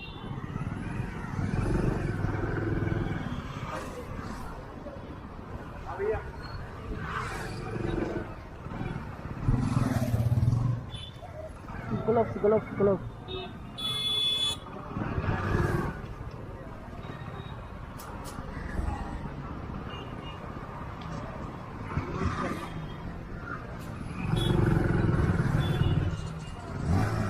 एक दुकान थी यार, वहाँ पे ना 3500 रुपये के ग्लव्स थे, तो वो मुझे वर्थ ही नहीं लगे, क्योंकि इतना ज़्यादा कोई यूज़ होगा नहीं है, गर्मी है तो उतने हैवी ग्लव्स लेके फ़ायदा नहीं है। तो हम देख रहे हैं कोई अच्छी सी दुकान दिखेगी जहाँ पे थोड़ा मिनिमम कॉस्ट में मिल जाएगा। अगर नहीं मिलेगा तो फिर बाकी ऑप्शन तो हमारे पास डीकैथलॉन है ही। तो फाइनली हमने कैमरे का माउंट ले लिया है करोल बाग से, हेलमेट ले लिया, जो हेलमेट आप देख पा रहे हो इस शीशे में, ठीक है। ये हमने एक ज्वाइंटर लगवाया है हैंडल के सपोर्ट के लिए और सामान लगाने के लिए, और साथ में ये हमारे ग्लव्स है जो आप देख पा रहे हो, काफ़ी अच्छे हैं और काफ़ी ज़्यादा हैंडी है, बहुत ज़्यादा यूज़फुल लगे मुझे। जो ग्लव्स है ना वो सबसे बेहतरीन लगे, चलाने में भी बहुत आसान है। तो देखते हैं। और अभी हम जा रहे हैं ये कीर्ति नगर वाली रोड से, इसे धोला कुआं रोड भी कहते हैं।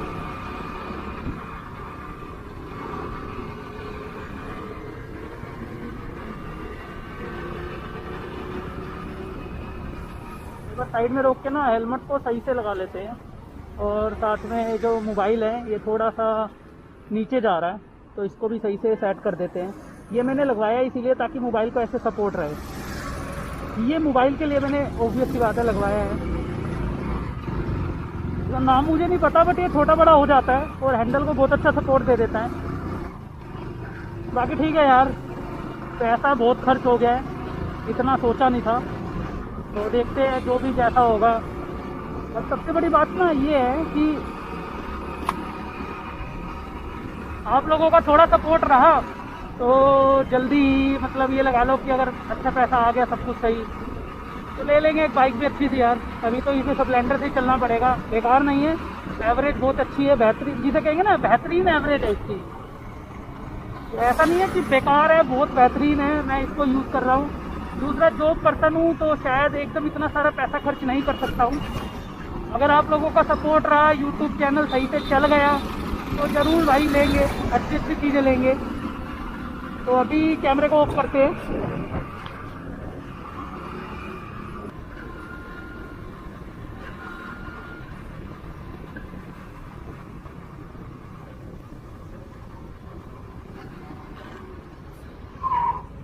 वाह भाई क्या कर रहे हैं, देख के तो कर यार, एकदम अचानक से ले ली।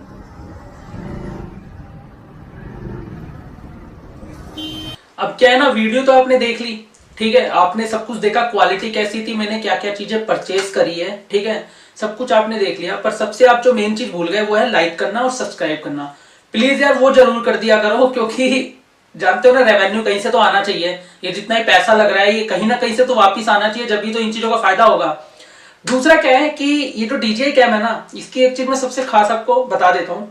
वो खास बात है, इसके सर्विस सेंटर इंडिया में अवेलेबल है। अगर मैं GoPro की बात करता हूँ तो सर्विस सेंटर अवेलेबल नहीं है। हालांकि मैंने GoPro का भी एक रिव्यू चेक किया, उसमें कहीं पे भी GoPro में ना कोई इश्यू है ही नहीं। लोगों के GoPro जल्दी खराब होते ही नहीं है, एटलीस्ट वो टूटे ना। लेकिन DJI कैम जो है, DJI, इनका ऑलरेडी सर्विस सेंटर अवेलेबल है, क्योंकि ये इंडिया में अपने पहले से चीजें प्रोवाइड करा रहे हैं। जैसे इनके ड्रोन आते हैं, ड्रोन में ये काफी फेमस कंपनी है जो है प्रोवाइड करती है।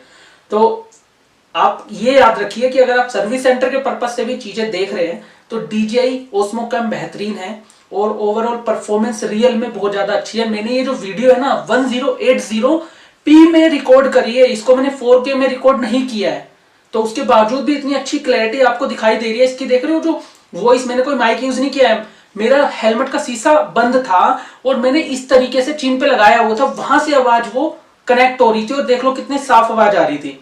तो ये भी इसकी एक बहुत अच्छी, मेरे को मतलब बहुत बढ़िया लगा कि बाहर के शोर को कम कर देता है जिस टाइम आप बोल रहे होते हो, और अदरवाइज अगर आप बोल रहे हो तो वो उतनी ही आवाज कैप्चर करेगा जो ज्यादा जरूरी होगी। इसका कुछ है आर्टिफिशियल सिस्टम है, लेकिन बहुत अच्छा लगा।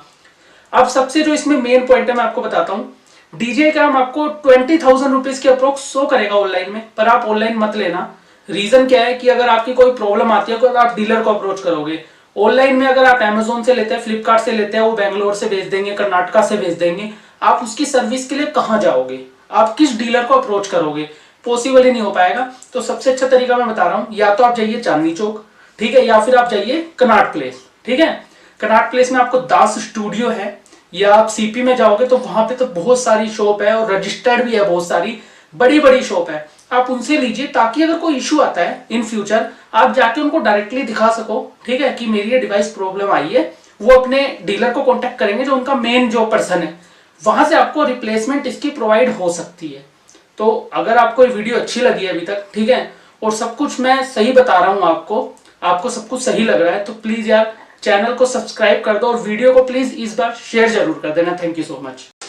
नमस्कार दोस्तों, मैं मोहित आपका फिर से स्वागत करता हूं मेरे YouTube चैनल में। आज का जो हमारा टॉपिक है वो है डाटा एंट्री वर्क से रिलेटेड, जिसमें जो लोगों के साथ फ्रॉड होता है या जो स्कैम है उससे रिलेटेड हम बात करेंगे।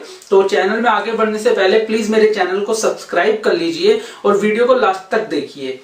जो टॉपिक है डाटा एंट्री वर्क, आपने देखा है कि लॉकडाउन जो हुआ है ये, उसमें लोगों ने बहुत ज्यादा सर्च किया डाटा एंट्री वर्क को, और लॉकडाउन के बाद भी जब नौकरियां लोगों की गई तो लोग उस चीज को ज्यादा सर्च करने लगे, उसमें ज्यादा फंसते गए, क्योंकि मजबूरी का फायदा हर कोई उठाता है और आज के टाइम पे स्कैम और फ्रॉड के थ्रू ही सारा ये खेल चल रहा है। अब ये हुआ क्या, कैसे हुआ, पूरी डिटेल में बात करते हैं। देखिए क्या था कि डाटा एंट्री वर्क का ना सबसे पहले जो वर्क आता था वो आता था फ्रीलांस पे। फ्रीलांसर एक वेबसाइट है, यूगुरु भी है, यूडेस्क है, जहां पे मतलब छोटे छोटे काम निकलते हैं, बाहर के देशों के थ्रू भी, इंडिया के थ्रू भी लोग पोस्ट करते हैं, उस पे लोग बिडिंग करते हैं। बिडिंग करने के बाद वहां पे आपको काम अलॉट होता है, उस टाइम में आपको वो पूरा करना होता है। तो ये है डाटा एंट्री का काम, या फिर वेबसाइट डिजाइनिंग या SEO, बहुत सारे ऐसे काम आते हैं जो फ्रीलांस लोग कर सकते हैं। अब यहां तक तो सब कुछ ठीक है, ये है जेन्युइन वेबसाइट, यहाँ पे आपकी पूरी प्राइवेसी है, लेकिन इसमें भी प्रॉब्लम क्या है, कंपटीशन बहुत ज्यादा है। अब कंपटीशन बहुत ज्यादा होने की वजह से यहाँ पे काम जल्दी मिल नहीं पाता है। अब इन्हीं को देखा देखी लोगों ने सोचा कि क्यों ना इसमें स्कैम किया जाए, मतलब फ्रॉड काम इसमें किया जा सकता है, लोगों से पैसा ठगा जाए। तो ये काम चल तो मतलब बहुत सालों से रहा है, लेकिन ये ज्यादा ट्रेंड में आया, जो फ्रॉड वाला काम था ये जितना डाटा एंट्री का, ये ज्यादा ट्रेंड में आया लॉकडाउन और लॉकडाउन के बाद। अब इसमें क्या है कि आपके पास व्हाट्सएप पे मैसेज आएगा, मेल्स आएंगे, आपको पंपलेट्स मिलेंगे जहां पे लिखा होता है कि आप घर बैठे 1 घंटे या 4 घंटे काम करके हजारों रुपए कमाए, जिसमें आपको कैलकुलेशन ओवरऑल दिखाई जाती है कि आप महीने के 30 से 40 हजार रुपए निकाल सकते हैं डेली 2 से 3 घंटे काम करके। अब आपके पास लिंक आया, आपने वो क्लिक किया, उस वेबसाइट पे आप पहुंचे, वहां पे जो काम दिखाया जाएगा बड़ा इजी सा दिखाया जाएगा। आपको रिज्यूम अपडेट करने हैं, ठीक है, आपको कुछ डॉक्यूमेंट है जो कन्वर्ट नहीं हो सकते उनको टाइप करना है। अब ये सारा काम है, देखने में भी बहुत जेन्युइन लगेगा आपको, क्योंकि वो इस तरीके से शो करते हैं उस प्लेटफॉर्म को कि आपको लगेगा ये बिल्कुल जेन्युइन है। आप जब आगे बढ़ेंगे उसमें वीडियो के ट्यूटोरियल्स भी होते हैं कि आपको काम किस तरीके से करना है, कितने आपको पैसे मिलेंगे, कितने कैसे मिलेंगे। आप समझने वाले लोग वहीं समझ जाते हैं कि इस छोटे से काम के इतने ज्यादा अमाउंट क्यों दे रहे हैं। लेकिन वही बात है कि जब पैसा लोगों को दिखता है तो वहां पे बुद्धि काम करना बंद कर देती है। वहां से भी जब आप आगे जाओगे तो आपको कुछ केस स्टडीज दिखाई जाएगी वहीं पे, उन्हीं की वेबसाइट पे, कि दिस पर्सन या इस पर्सन ने इतने पैसे कमाए, इतने घंटे में कमाए, ठीक है। और वहां पे हो सकता है आपको कुछ फेक वीडियोस भी दिखाई जाए कि मैं इतने पैसे कमा चुका हूं इतनी देर में, ये सब वो उन्हीं के पर्सन होते हैं। अब ये सारा काम जब होएगा, आप जब आगे जाएंगे आपको काम भी अलॉट हो जाएगा, लेकिन उसके बाद कहा जाएगा कि आप अपनी प्रोफाइल एक्टिवेट करिए। अब सबसे पहले तो वेबसाइट पे जाने के टाइम आपने साइन इन किया या साइन अप, जो अकाउंट आपने बनाया साइन अप किया, फिर उसके बाद साइन इन किया। साइन अप करते टाइम आपने अपनी सारी सेंसिटिव डिटेल दे दी, यूजर नेम, आईडी, पासवर्ड। और मोस्टली लोग यहाँ सबसे बड़ी गलती करते हैं कि मेल आईडी अपनी देंगे पर्सनल, और उसके साथ पासवर्ड भी वही डाल देंगे जो आपका मोस्टली लॉगिन अकाउंट होता है फेसबुक पे, गूगल पे। तो वो सारा डेटा चला गया। ये होता है फिशिंग, डिटेल निकलवाना। ये हैकर्स की एक ट्रिक होती है जो वो इस्तेमाल करते हैं। ये डिटेल आपने दे दी, आप फिर अपना आधार डिटेल भी वहां दे रहे हो, अपनी मोबाइल नंबर भी दे रहे हो, ठीक है। अपना KYC भी बहुत से लोग कर देते हैं उसी टाइम पे, OTP वेरीफाई कर देते हैं। तो ये सारी चीजें आपने प्रोवाइड करी थी, 90% डेटा उनके पास जा चुका है। उसके बाद जब आप आगे जाएंगे तो आपको बोलेगा आपको सब्सक्रिप्शन लेना है, ठीक है। बड़ा छोटा सा अमाउंट होता है, बहुत ज्यादा नहीं होता। आपको लगेगा कि इतने सारे अगर मैं पैसे कमा सकता हूं तो उसके लिए छोटा सा अमाउंट देना, उसमें इतना फर्क नहीं पड़ेगा। जैसे कि आपको अगर 10,000 रुपए का एक एस्टिमेट वहां शो कर रहा है तो आपसे 1,000 रुपए का सब्सक्रिप्शन वो मांगेंगे, जिसमें ये होता है कि अगर आपने ये काम पूरा किया तो आपको रिफंड हो जाएंगे। इस तरीके से जालसाजी का पूरा जाल बिछा के रखते हैं पहले से ही। अब आप वहां गए, पहले वो आपसे आपकी अकाउंट डिटेल ले लेगा। अकाउंट डिटेल इसलिए आपको भी ऐसा लगेगा, देखिए पेमेंट करने से पहले अकाउंट डिटेल ली जा रही है, इसका मतलब पैसा मेरे अकाउंट में आएगा, ठीक है। वहां पे अकाउंट डिटेल भी दे दी। एक तरह से 100% जानकारी आपकी उन हैकर्स के पास या उन फ्रॉड या उन स्कैमर्स के पास पहुंच गई जो वो लेना चाहते थे। आपका अकाउंट नंबर, IFSC नंबर, ठीक है, आपकी सारी डिटेल्स, आपकी फोटो, आपके मोबाइल नंबर, आधार की डिटेल, आपके पासवर्ड, सब उनके पास चले गए।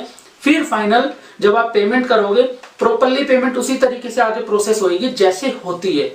आप करते चलोगे, जैसे ही लॉगिन करोगे या कहीं पे पेमेंट जैसे आप डन करोगे ना, वहां पे वेबसाइट क्रैश कर जाएगी। या तो क्रैश कर जाएगी, वहां पे आपका बैंक का सर्वर नहीं कनेक्ट करेगा, ठीक है। पेमेंट हो जाएगी, उसके बाद कई बार ऐसा हो सकता है आपको मैसेज शो करेगा कि आपको पेमेंट रिफंड कर दी जाएगी, पर वो कभी नहीं होगी। और जो कॉन्टैक्ट नंबर मेंशन होंगे वहां पे, वो सारे नॉट रीचेबल, नॉट कॉन्टैक्टेबल होंगे और वो पेमेंट आपकी बेकार चली जाएगी। और यही इनका मेन मुद्दा था कि आप उस पेज तक आए और पेमेंट करें जहां पे वो पेमेंट क्रैश हो, और उनके अकाउंट में तो चला गया पैसा, लेकिन आपके पास से वो पैसा कट गया। यही सारा फ्रॉड है। तो अभी भी मैं इस वीडियो के थ्रू यही आपको बताना चाहता था कि आपको अगर काम करना है, जेन्युइन वेबसाइट पे जाइए, फ्रीलांस, गुरु, यू डेस्क, बहुत सारी वेबसाइट है, उन पे आप जाइए और वहां पे जाके डायरेक्ट काम फाइंड करिए। अदरवाइज आप डायरेक्ट अपने फ्रेंड्स को, अपने सर्कल्स को अप्रोच कर सकते हैं काम के लिए। फिर भी नहीं है तो ओपन मार्केट हो चुकी है, अब दोबारा आप जॉब अप्लाई करिए, अपनी जॉब को पाइए। या और भी बहुत सारे सोर्सेज है, पर आप इन चीजों में आगे बढ़ने से पहले थोड़ा सा एक बार सोचिए, क्योंकि मजबूरी का फायदा यहाँ पे स्कैमर और फ्रॉड लोग उठा रहे हैं।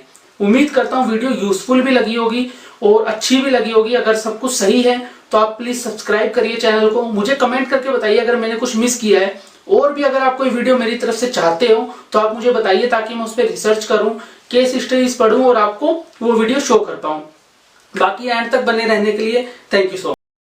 नमस्कार दोस्तों, मैं मोहित आपका फिर से स्वागत करता हूं मेरे YouTube चैनल में। आज हमारे पास वीडियो में अवेलेबल है Vivo V21, जिसकी हम अनबॉक्सिंग करेंगे, रिव्यू करेंगे। तो अभी तक मेरे चैनल की सबसे ज्यादा बजट वाली वीडियो है ये, और बड़ी मुश्किल से अरेंज हुआ है सब कुछ करके।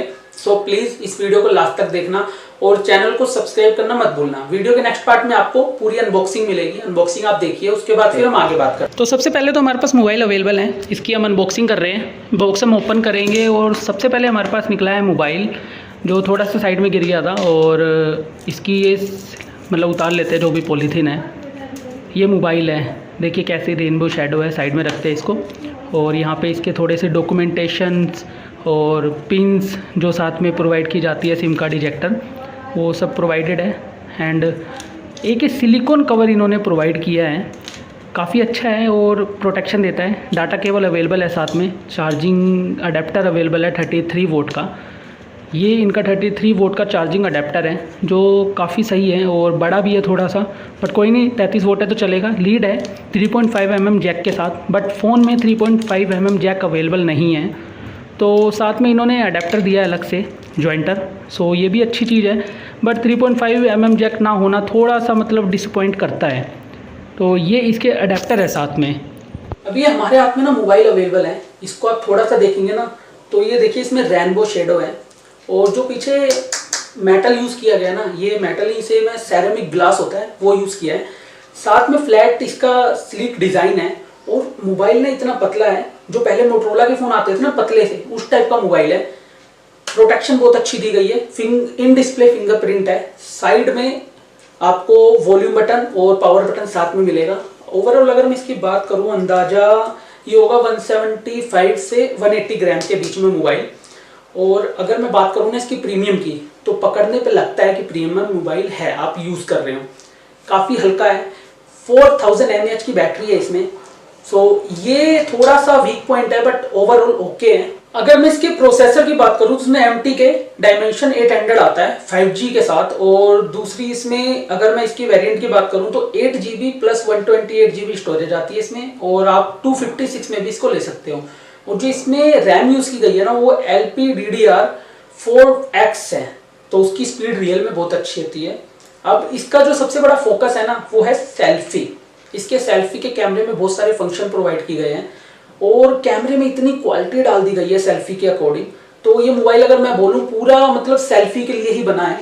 और वीवो ने अपनी सारा जैसे कहते हैं ना पूरा फोकस इसके सेल्फी पे लगाया है। इस वजह से इसकी नोच भी बड़ी है, थोड़ी सी मोबाइल की नोच अगर आप देखेंगे थोड़ी सी बड़ी है। वो बड़ी होने का रीजन यही है कि इसमें यहाँ पे पास में OS है, OIS का जो सेंसर है वो पूरा है, तो वो आपकी इमेज को ना स्टेबलाइजेशन बहुत अच्छी करता है। नाइट व्यू में आपकी इमेज सेल्फी में भी बहुत अच्छी आएगी। साथ में सेल्फी में इन्होंने फ्लैश लाइट भी प्रोवाइड करी है।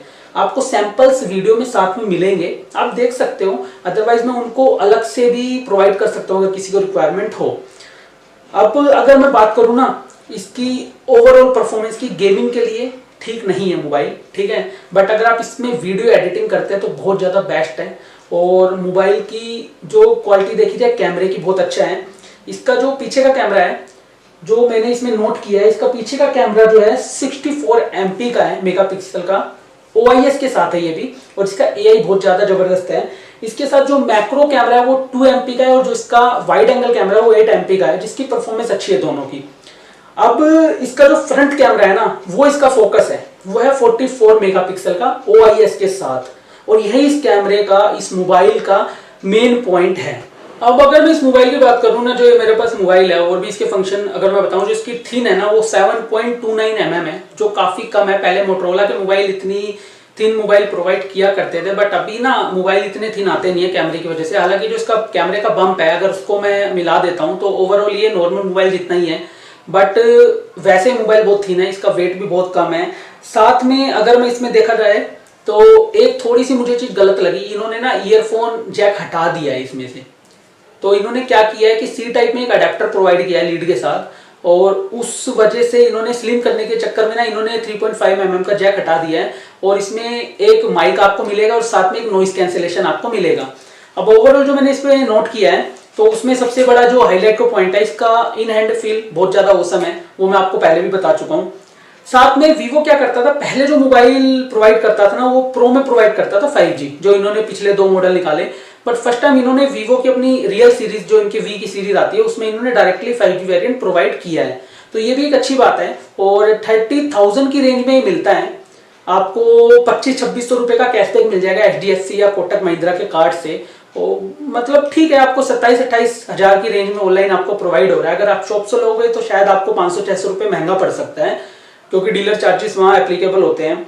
अब बात करूँ इसकी स्क्रीन की तो 6.44 inch FHD E3 AMOLED 19 hertz के साथ इसकी अवेलेबिलिटी है स्क्रीन की। इसी वजह से इसमें जो वीडियो फील क्वालिटी आती है, देखने की क्वालिटी बहुत ज़बरदस्त है, वीडियो बहुत अच्छी चलती है इसमें। साथ में रिफ्रेश रेट अगर बात करूं तो बहुत औसम है, और HDR10 को भी ये सपोर्ट करता है। अगर हम नेटफ्लिक्स यूज करते हो तो उसमें आपके L1 सपोर्ट को भी बहुत अच्छे से वो सपोर्ट करता है। बाकी देखी जाए तो बेजल्स बहुत अच्छे हैं। ऊपर से थोड़ा सा मैंने बताया कि जो इसका मतलब वाटर ड्रॉप नॉच है थोड़ा सा ज़्यादा है। उसका रीज़न मैंने आपको बताया कि कहीं ना कहीं मोबाइल में जो OIS यूज़ हुआ है सेंसर, उसकी वजह से कैमरा थोड़ा सा बड़ा है। और वीडियो मैंने इसकी इस्तेमाल करी स्टेबलाइजेशन मोड में भी काफ़ी अच्छी थी। ओवरऑल एक्शन कैमरे जितना वर्क कर रही थी, एक्शन कैमरा नहीं कहेंगे बट एक्शन कैमरे जितना वर्क कर रही थी। बाकी अगर अदर देखा जाए, जो अदर फैक्टर्स मोबाइल में, ऑडियो क्वालिटी एवरेज है, कोई ज़्यादा मतलब मेरे को परफॉर्मेंस अच्छी नहीं लगी। वीडियो क्वालिटी बहुत अच्छी है। सेंसर इसमें इन डिस्प्ले फिंगरप्रिंट है, साथ में पैनोरामा भी इसमें अवेलेबल है, और जो भी मतलब सेंसर है इसमें, सेल्फी के भी इसमें कैमरे के साथ सेंसर अवेलेबल है, तो इस वजह से सेल्फी बहुत ज्यादा अच्छी आती है। सेंसर इन्होंने ऑलमोस्ट सारे यूज किए हैं। सार वैल्यू विद इन रेंज है, ना ज्यादा है ना कम है, बिल्कुल एवरेज है जो हर मोबाइल की होती है। और बात की जाए ऑपरेटिंग सिस्टम की तो फन टच एंड्रॉइड 11 के साथ अवेलेबल है, अपग्रेड हो सकता है, और भी अगर कोई आएगा तो इसमें अवेलेबल आएगा क्योंकि 5G में अवेलेबल है।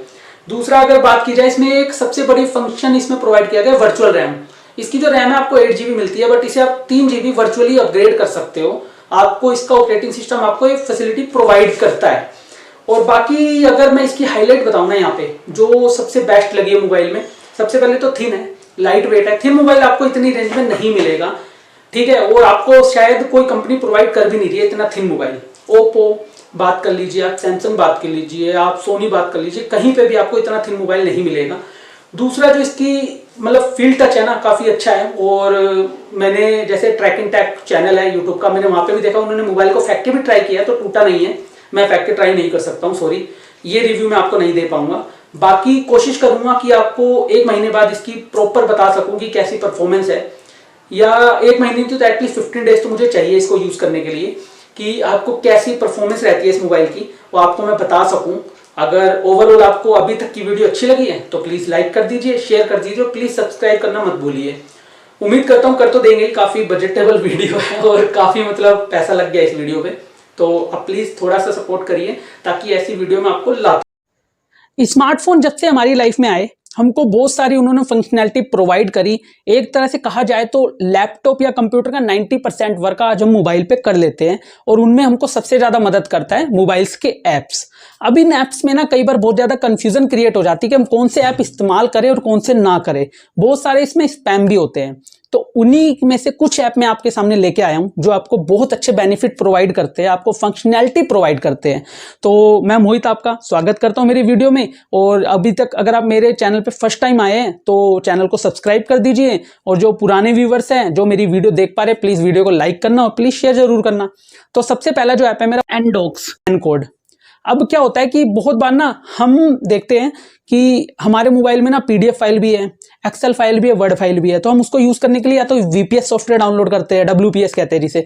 अब वो भी पैसे मांगता है एक्सेस पूरा लेने के लिए, या फिर हम MS ऑफिस को इस्तेमाल करते हैं, वहां पे भी कुछ ना कुछ पैसों की बात आ जाती है। तो इस चक्कर में हम कई बार क्या करते हैं ना कि अननेसेसरी में फालतू के ऐप डाउनलोड करते हैं। लेकिन आज मैं उसका एक सोल्यूशन आपको बता रहा हूँ। एनडॉक्स एक सॉफ्टवेयर है, आप प्ले स्टोर से ले सकते हो। वो ऐप आपको फंक्शन तो प्रोवाइड करेगा ये सारे, साथ में वो आपकी फाइलों को एक जगह बिठा के रखेगा, या कहा जाए तो एक जगह स्टोर रखेगा। जैसे अगर आप अपनी फाइलें डाउनलोड करते हो, सारी मिक्स रहती है एक जगह, ठीक है, वहीं पे वर्ड फाइल भी है, वहीं पे आपकी PDF फाइल भी है, सारी फाइलें आपकी एक ही जगह है।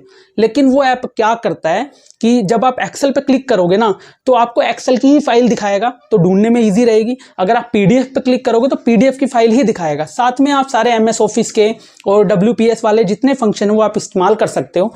तो ये बेनिफिट आपको ये ऐप प्रोवाइड करता है। आप देखिए इंस्टॉल करके आपको ये ऐप कैसा लगता है, और कहीं पे भी अगर और कोई रिक्वायरमेंट आपको पड़ती है, कोई जानकारी की, आप मुझे राइट डाउन करिए, मैं आपकी क्वेरी को सॉल्व करने की पूरी कोशिश करूंगा। इस ऐप के बारे में बात करने जा रहा हूं ना, मे भी शायद ये इंडिया में ना 90% लोगों की प्रॉब्लम को सॉल्व कर सकता है।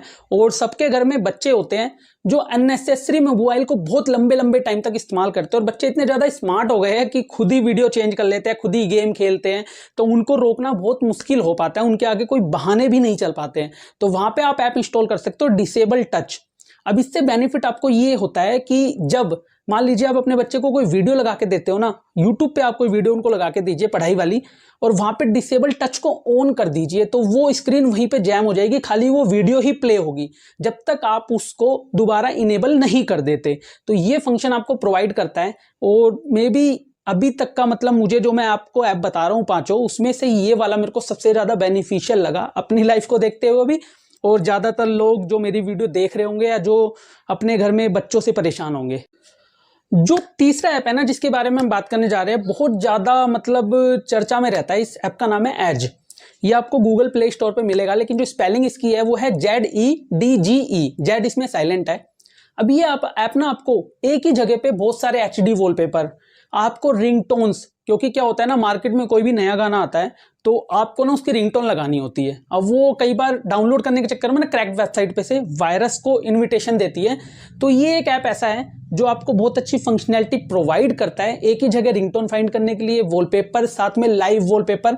और सबसे बड़ी बात, अगर आप इसका सब्सक्रिप्शन नहीं भी लेते हो तो भी ये आपको सारी चीज डाउनलोड करने का ऑप्शन प्रोवाइड करता है। मैं इस ऐप को 1 साल से यूज कर रहा हूँ, बहुत बेनिफिशियल ऐप है। आप भी एक बार ट्राई करिए। लिंक आपको जितने भी ऐप मैं आपको बता रहा हूँ सारे आपको डिस्क्रिप्शन बॉक्स में मिलेंगे, तो एक बार आप ये भी ट्राई करके देखिए, बहुत अच्छा ऐप। ये लास्ट हमारा ऐप है, लेकिन मे भी शायद ये हर इंसान के मोबाइल में होना चाहिए। ऐप का नाम है प्राइवेसी डैशबोर्ड। मैं इसको यूज कर रहा हूँ लगभग 15 दिन से। ये ऐप आपको परमिशंस की जानकारी देता है कि आपने ना किन ऐप को कौन कौन सी परमिशन दी हुई है, कौन से ऐप आपके कैमरे की परमिशन लेके बैठे हैं, कौन से ऐप आपके कॉन्टैक्ट की परमिशन लेके बैठे हैं। मान लीजिए आपने एक ऐप डाउनलोड किया जो बुक रीडिंग का ऐप है और वहां पे कैमरे की परमिशन ली गई है, वहां पे कॉन्टैक्ट की परमिशन ली गई है, तो वो बिल्कुल भी सेफ नहीं है। आप ये ऐप इंस्टॉल करिए, एटलीस्ट ये तो देखिए कि आपने किन किन ऐप को परमिशन दी हुई है जिनकी नीड नहीं है परमिशन की। तो अभी तक जो भी मैंने आपको 4 ऐप बताए हैं, ठीक है, अगर आपको अच्छे लगे हैं, सब कुछ सही लगा है, तो प्लीज मेरी वीडियो को लाइक करिए, चैनल को सब्सक्राइब करिए और प्लीज शेयर जरूर करिए ताकि अच्छे खासे व्यू आ पाए और लोगों को भी इस बारे में पता चल पाए कि कौन कौन से ऐप है जो हमारी लाइफ में अच्छा बेनिफिट हमें प्रोवाइड कर सकते हैं। बाकी वीडियो में लास्ट तक बने रहने के लिए थैंक यू सो मच। आजकल आप एक वर्ड सुन रहे होंगे, मोबाइल कैरियर एग्रीगेशन। अब ये वर्ड ना बहुत ज़्यादा ट्रेंडिंग में चल रहा है और इस पर कुछ वीडियोस भी आ चुकी है जिसमें पूरी तरह से क्लैरिफिकेशंस नहीं है कि क्या चीज़ है। आज हम उसी के ऊपर डिस्कशन करेंगे और मैं मोहित आपका फिर से स्वागत करता हूँ मेरे यूट्यूब चैनल में। वीडियो में आगे बढ़ने से पहले प्लीज़ मेरे चैनल को सब्सक्राइब कर लीजिए ताकि आपको रेगुलर अपडेट मिल पाए। और अगर आपका कोई भी सजेशन है मेरी वीडियो से रिलेटेड, आप मुझे ज़रूर बताइए। तो सबसे पहले तो मोबाइल एग्रीगेशन है क्या, जिसे कहते हैं ना कैरियर एग्रीगेशन, ये वर्ड क्या है। देखिए, एग्रीगेशन का जो हिंदी का मतलब होता है वो होता है एकीकरण, मतलब किसी चीज को इकट्ठे करना। मैं आपको एक एग्जांपल देता हूँ। आप किसी सड़क पे जाते हैं, ठीक है, वहां पे एक सड़क पे खाली जाने का रास्ता है, आने का रास्ता नहीं है। अगर उस पे आने जाने दोनों के रास्ते को डिवाइड कर दे तो वो एकीकरण हो जाएगा, एग्रीगेशन हो जाएगा। तो इसी तरह से कैरियर एग्रीगेशन होता है, उसी के ऊपर हम पूरी डिटेल में बात करेंगे। आप वीडियो में लास्ट तक बने रहिए और अगर आपको वीडियो सही लगती है तो प्लीज लाइक जरूर करना और प्लीज शेयर जरूर करना। अब क्या है ना, चीजों को कॉम्प्लिकेटेड ना करते हुए बिल्कुल आसान भाषा में आपको जनरल एग्जांपल के साथ बताऊंगा कि कैरियर एग्रीगेशन होता क्या है। अब मैं आपको बताता हूँ, आपके मोबाइल में कई बार आप देखते होंगे 4G प्लस लिखा आता है, कई बार लिखा आता है LTE प्लस और कई बार आता है खाली LTE और 4G। तो नॉर्मल जब 4G या LTE आता है तो इसका मतलब आपके जो मोबाइल में स्पीड आ रही है 4G को एक नॉर्मल है, वो बहुत ज़्यादा प्लस में नहीं है, मतलब उसकी स्पीड बहुत ज़्यादा अच्छी नहीं है। अगर आप उस टाइम पे अपनी स्पीड चेक करोगे तो आपको थोड़ी सी लो मिलेगी। अब कई बार अपने आप फ्रेंड्स के मोबाइल में या कहीं पे अदर अपने प्लेसेस में जब आप जाते हो तो अपने मोबाइल में देखते होंगे वहाँ पे 4G प्लस या फिर LTE प्लस लिखा आता है। इसका मतलब वहाँ पे कैरियर एग्रीगेशन काम कर रहा है और आपको स्पीड मल्टीप्लाई एम्पलीफाई होके मिल रही है। अब ये जो कैरियर एग्रीगेशन है ना, इसमें किया क्या जाता है, आपके मोबाइल में बैंड्स को बढ़ा दिया जाता है।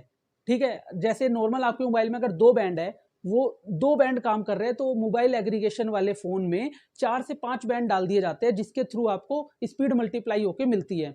अब मैं आपको एक नॉर्मल सा एग्जांपल दूंगा जो बिल्कुल इस पे सूटेबल करता है।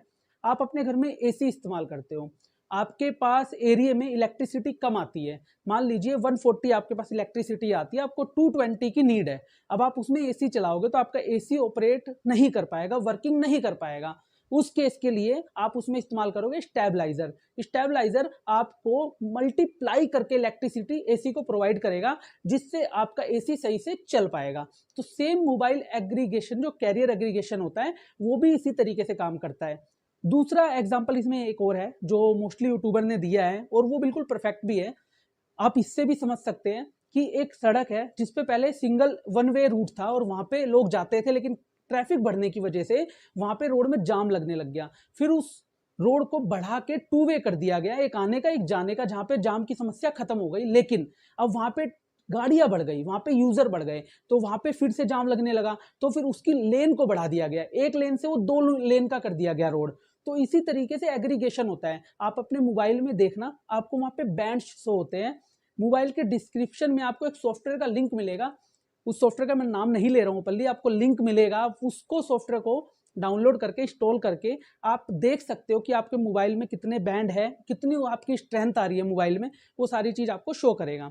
अब ये पार्ट तो है कि भाई ठीक है, मोबाइल करियर एग्रीगेशन है, बहुत बढ़िया बात है, पर ये मैं कैसे देख सकता हूँ? तो पहली बात तो कोई भी यूट्यूबर जितने भी अनबॉक्सिंग करते हैं, मुझे नहीं समझ में आता वो मोबाइल एग्रीगेशन के बारे में क्यों नहीं बताते हैं, और बहुत सी सारी कंपनियां भी नहीं बताती है। अब जैसे अगर मैं बात करूँ Redmi 10X Pro Max में जो है, उसमें आपको मोबाइल एग्रीगेशन की पूरी डिटेल प्रोवाइड की गई है कि हमने इतने बैंड आपको प्रोवाइड किए हैं और वो मोबाइल एग्रीगेशन को सपोर्ट करते हैं। लेकिन सारे मोबाइलों में ये इन्फॉर्मेशन अवेलेबल नहीं है, उसके लिए आप सॉफ्टवेयर यूज़ कर सकते हो जो मैंने आपको डिस्क्रिप्शन में दिया है, आप उसको देख सकते हैं। थोड़ा सा टेक्निकल आएगा उसमें, अगर आप उसके ट्यूटोरियल देखोगे तो आपको समझ में आ जाएगा कि कितनी वो वैल्यू आपको दिखा रहा है। अब ये तो हो गया पॉइंट कि भाई मोबाइल एग्रीगेशन क्या था, इसकी फंक्शनैलिटी क्या होती है और ये कैसे हम चेक कर सकते हैं। दूसरा, आपको मैं एक रेंज भी बता देता हूँ, जब भी आप 30,000 से नीचे के मोबाइल लोगे ना, उसमें आपको मोबाइल एग्रीगेशन बहुत कम ही देखने को मिलेगा, 90% केसेस में नहीं देखने को मिलेगा। लेकिन जैसे ही आप 30 प्लस क्रॉस करोगे मोबाइल की रेंज 30,000 के प्लस या 40,000 50,000, वहाँ पे आपको मोबाइल एग्रीगेशन की टेक्नोलॉजी मिलेगी देखने को। और आपने कई बार ये चीज़ फेस भी करी होगी कि आप सेम करियर यूज़ करते हो, जैसे जियो की सिम या एयरटेल की, लेकिन वहाँ पे इंटरनेट की स्पीड वेरी करती है मोबाइल टू मोबाइल। आपके किसी फ्रेंड का जो महंगा मोबाइल है उसमें स्पीड कुछ ज़्यादा अच्छी आ रही होगी और आपके मोबाइल में थोड़ी कम आ रही होगी, या अगर आपका ज़्यादा महंगा मोबाइल है तो आपके मोबाइल में स्पीड ज़्यादा अच्छी आ रही होगी और आपके फ्रेंड में कम आ रही होगी। ये पॉइंट होता है जो सबसे ज़्यादा नोट करने वाला होता है किसी भी फ़ोन में। लेकिन कोई भी यूट्यूबर, कोई भी टेक्निकल पर्सन या कोई भी कंपनी अपनी ये चीज़ डिस्प्ले नहीं करना चाहती है। तो आप भी अगर नेक्स्ट टाइम मोबाइल परचेस करना चाहते हो तो आप अपने मोबाइल में कैरियर एग्रीगेशन को ज़रूर देखिए। मेरे पास कुछ एग्जांपल्स हैं जो मैं आपको देना चाहूँगा। जैसे वीवो के वी सीरीज़ है, उसमें आपको मोबाइल कैरियर एग्रीगेशन मिलेगा। ओप्पो की एफ सीरीज़ में आपको मिलेगा, ये 20,000 की रेंज में भी आपको प्रोवाइड कर रहे हैं। आईफोन के हर मोबाइल में होता है, वन प्लस में आपको मिलेगा ही मिलेगा, डेफिनेटली है। जितनी भी आपकी प्रो मैक्स सीरीज़ है, इसकी क्या कहते हैं रेडमी की, इसमें आपको मिलेगा। तो ये कुछ मोबाइल्स है जो आपको मिलेगा। मैं डिस्क्रिप्शन में लिंक डाल रहा हूँ जिसमें कैरियर एग्रीगेशन की फंक्शनैलिटी अवेलेबल है। आप वो मोबाइल परचेज कर सकते हो एक अच्छी खासी रेंज में, और आपको ये स्पीड का जो है ना फंडा, कई बार आपको लगता है स्पीड बहुत कम है, बहुत ज़्यादा, ये आपकी सॉल्यूशन आपको मिल जाएगा। अब ये वीडियो आपको कैसी लगी है प्लीज़ मुझे कमेंट सेक्शन में ज़रूर बताना, और अगर अच्छी लगी है तो प्लीज़ लाइक करना और प्लीज़ शेयर करना, और साथ में चैनल को सब्सक्राइब करना मत भूलना। Thank you so much. नमस्कार दोस्तों, मैं मोहित आपका फिर से स्वागत करता हूं मेरे YouTube चैनल में। आज जो मैं टॉपिक लेके आया हूं ना, बड़ा कॉमन सा है और YouTube पे आपको बहुत सारी ऐसी वीडियो मिल जाएगी, लेकिन वो वीडियो इतनी हाई प्रोफाइल होती है, मतलब उसमें जो कंटेंट यूज़ किया जाता है ना और जिस तरीके से बताया जाता है, तो बहुत से यूज़र को पता ही नहीं चलता कि ये कैसे अप्लाई करना है अपनी चीज़ों पे। तो जो टॉपिक है वो है कंप्यूटर की स्पीड अप को लेके। जो आप कोई कंप्यूटर या लैपटॉप यूज़ करते हो तो थोड़े टाइम बाद ना वो स्लो हो जाता है, यूज़ करते करते उसकी जो स्पीड है काफ़ी स्लो हो जाती है। तो उस पर बहुत सारी वीडियो ऑलमोस्ट अवेलेबल है, बट मैं आपको वो एग्जाम्पल दूंगा, वो तरीके बताऊंगा जो मैं खुद रियल लाइफ में इस्तेमाल कर रहा हूँ। उन्हें मैं डेली बेसिस पे या वीकली में एक बार यूज़ करता हूँ और मेरे लैपटॉप की स्पीड बहुत ज़्यादा अच्छी हो जाती है। तो वीडियो में लास्ट तक बने रहिए और देखिए जो जो तरीका मैं आपको बता रहा हूँ आप अपने पास अप्लाई करिए उसे, और अगर इसमें आपको कुछ एरर आता है आप मुझे बताइए, क्या पता उसकी जगह मैं आपको कोई और सोल्यूशन दे पाऊँ। जो सबसे पहला इशू आता है ना, वो आता है स्टार्टअप आइटम को लेके। आपके पास कितना भी महंगा पीसी हो, आपके पास चाहे गेमिंग लैपटॉप हो, लेकिन आपको ये इशू फेस करना ही पड़ेगा। जब आप अपना पीसी ऑन करते हो ना, तो उस टाइम पे ना बड़ा स्लो चलता है, लेकिन बहुत से बड़े विद्वानों का कहना है कि यार जब पीसी ऑन होता है ना तो उस टाइम पे स्लो चलता ही है, ऐसा नहीं है बिल्कुल भी। जबकि जब पीसी ऑन होता है उस टाइम पे उसको फ्रेशली चलना चाहिए, बिल्कुल स्पीड अप होकर चलना चाहिए, क्योंकि उसके ऊपर लोड ही नहीं है। लेकिन वो होता क्यों है? वो होता है स्टार्टअप आइटम में बहुत ज़्यादा आइटम आ जाते हैं, जिसकी वजह से जैसे पीसी ऑन होता है ना, हम ऑन करते हैं, ऑटोमेटिकली एप्लीकेशंस रन करने लग जाती है, तो वहाँ पे पीसी पे लोड बढ़ता है। तो सबसे पहले आपको अपना स्टार्टअप आइटम चेक करना है और जो भी अननेसेसरी है ना उनको हटा देना है, ठीक है। अब एग्जांपल है इसमें, मैं एग्जांपल आपको बताता हूँ स्टार्टअप आइटम होता क्या है। जैसे आपकी क्लॉक है जो टाइमिंग बताती है, वो भी एक स्टार्टअप आइटम ही है, लेकिन उसको हटाने की जरूरत नहीं है। आप विंडो में जाइए, सर्च करिए स्टार्टअप आइटम्स और वहाँ से उसको रिमूव कर दिए जो आपके अननेसेसरी स्टार्टअप आइटम है। जैसे कई बार आप कोई सॉफ्टवेयर इंस्टॉल करते हो, वो स्टार्टअप आइटम में चला जाता है और जैसे आपकी विंडो ऑन होती है तो वो ऑटोमेटिक रन करने लग जाता है, बैकग्राउंड पे चलता है, बहुत स्पीड अपनी कंज्यूम करता है, बैटरी भी फालतू की खर्च करता है। तो आप वो चीज़ जरूर चेक करिए। सेकंड जो चीज़ है वो है फाइल्स। आजकल क्या ना, स्टोरेज इतना ज़्यादा मिलता है हमें टेराबाइट्स में कि हम जो अननेसेसरी की फाइल उन्हें डिलीट ही नहीं करते, जो सिस्टम को बहुत ज़्यादा स्लो डाउन कर देता है। तो वहाँ पे आपको क्या करना है, विंडो का एक बहुत अच्छा फीचर है स्टोरेज सेंस, ठीक है। वहाँ पे आपको जाना है, वो आपको बताएगा कौन सी फाइलें जंक में है, कौन सी आपने बहुत टाइम से यूज़ नहीं करी, उन फाइलों को डिलीट करना है। और एटलीस्ट मंथ में एक बार आपको डिस्क डिफ्रेगमेंटेशन जरूर चलाना है, वहाँ पे आपको बहुत अच्छा एक स्पीडअप मिल जाएगा। इसी में जो थर्ड पॉइंट है वो है विंडो अपडेट। जब भी आपका कोई विंडो का अपडेट आता है उसे जरूर अपडेट करिए, और at the time of update कोई हैवी वर्क मत करिए, क्योंकि अपडेट डाउनलोड इंस्टॉल होते टाइम बहुत ज़्यादा पावर कंज्यूम करता है, बहुत ज़्यादा CPU का इस्तेमाल होता है, तो वहाँ पे भी आपको स्पीड में स्लो फील हो सकता है क्लियरली। तो विंडो अपडेट होते टाइम बिल्कुल भी हैवी वर्क मत करिए। अगर विंडो अपडेट करनी है तो नाइट में करिए, क्योंकि वो 3 से 4 घंटे एटलीस्ट लेता है विंडो अपडेट करने में। हमारा जो फोर्थ पॉइंट है वो है विंडो डिफेंडर। ये आपके PC को इतनी अच्छी प्रोटेक्शन प्रोवाइड करता है जो शायद एक एंटीवायरस प्रोवाइड नहीं कर सकता, लेकिन आज भी बहुत लोग एंटीवायरस इस्तेमाल करते हैं, क्योंकि विंडो XP और विंडो 7 ने ना हमें एंटीवायरस की आदत डाल दी है। हम लोग सोचते हैं कि एंटीवायरस हमें बहुत हद तक बचा के रखेगा, जो सारी फैसिलिटी विंडो डिफेंडर प्रोवाइड करता है। तो आज ही अगर आपके लैपटॉप में अननेसेसरी में आपने एंटीवायरस डाला हुआ है तो उसे हटा दीजिए, कोई ज़रूरत नहीं है। एक अननेसेसरी की स्टोरेज घेर के रखता है, और साथ में स्टार्टअप मेन्यू में भी होता है वो, जैसे PC ऑन होता है आपका एंटीवायरस रन करता है, जहाँ पे आपकी स्पीड का फर्क पड़ता है। तो अगर आप विंडो 10 यूज़ कर रहे हो, रजिस्टर्ड आपकी विंडो है, तो आपको एंटीवायरस की जरूरत नहीं है। मोस्टली लोग ना विंडो यूज़ करते हैं, जितने भी पर्सन, या कोई और भी आप मैकिन्टोश भी यूज़ करते हो या फिर लिनक्स यूज़ करते हो, तो सबसे ज़्यादा जो यूज़र्स है ना वो यूज़ करते हैं क्रोम।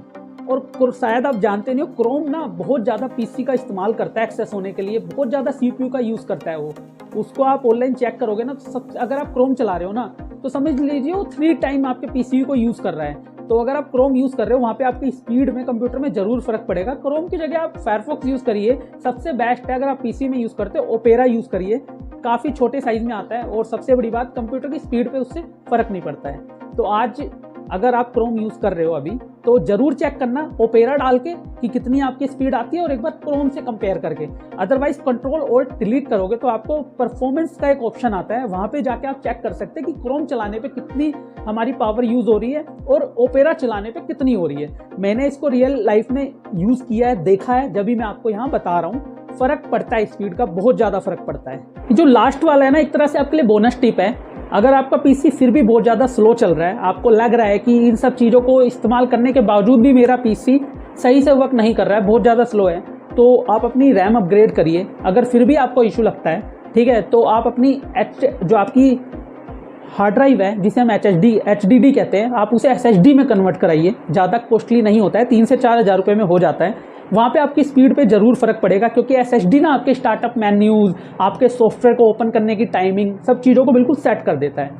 उसके अलावा अगर आप अपने लैपटॉप में कस्टमाइजेशन यूज़ करते हो PC में, तो उसे मत यूज़ करो, सिंपल आप बिल्कुल यूज़ करिए, कस्टमाइजेशन यूज़ मत करिए, वहाँ पे भी स्पीड पे फ़र्क पड़ता है। और सबसे इंपॉर्टेंट चीज़ जो कोई नहीं करता है, अपने PC को, जो लैपटॉप आपका होता है ना, आप शट डाउन नहीं करते हो, डायरेक्ट बंद करके चल देते हो। प्लीज़ यार, उसको दिन में एक बार ज़रूर शट डाउन करो, ठीक है। अगर आपको पता है कि अब मैं शट डाउन कर रहा हूँ, मेरे को अभी मैं काम करके उठा हूँ, आपने उसे डायरेक्टली बंद कर दिया, 8 घंटे बाद दोबारा ओपन कर रहे हो, तो मशीनरी तो उसकी चल रही है ना, बैटरी यूज़ हो रही है, तो वहाँ पे भी प्रोसेसिंग पे फ़र्क पड़ता है। तो इसीलिए जब भी अपने लैपटॉप को आपको ज़्यादा टाइम के लिए यूज़ नहीं करना है, 2 या 3 घंटे, तो आप वहाँ पे अपने लैपटॉप को शट डाउन करो। उम्मीद करता हूँ वीडियो आपको अच्छी लगी होगी। अगर अच्छी लगी है, यूज़फुल लगी है, तो प्लीज़ लाइक करना, चैनल को सब्सक्राइब करना और वीडियो को शेयर ज़रूर करना।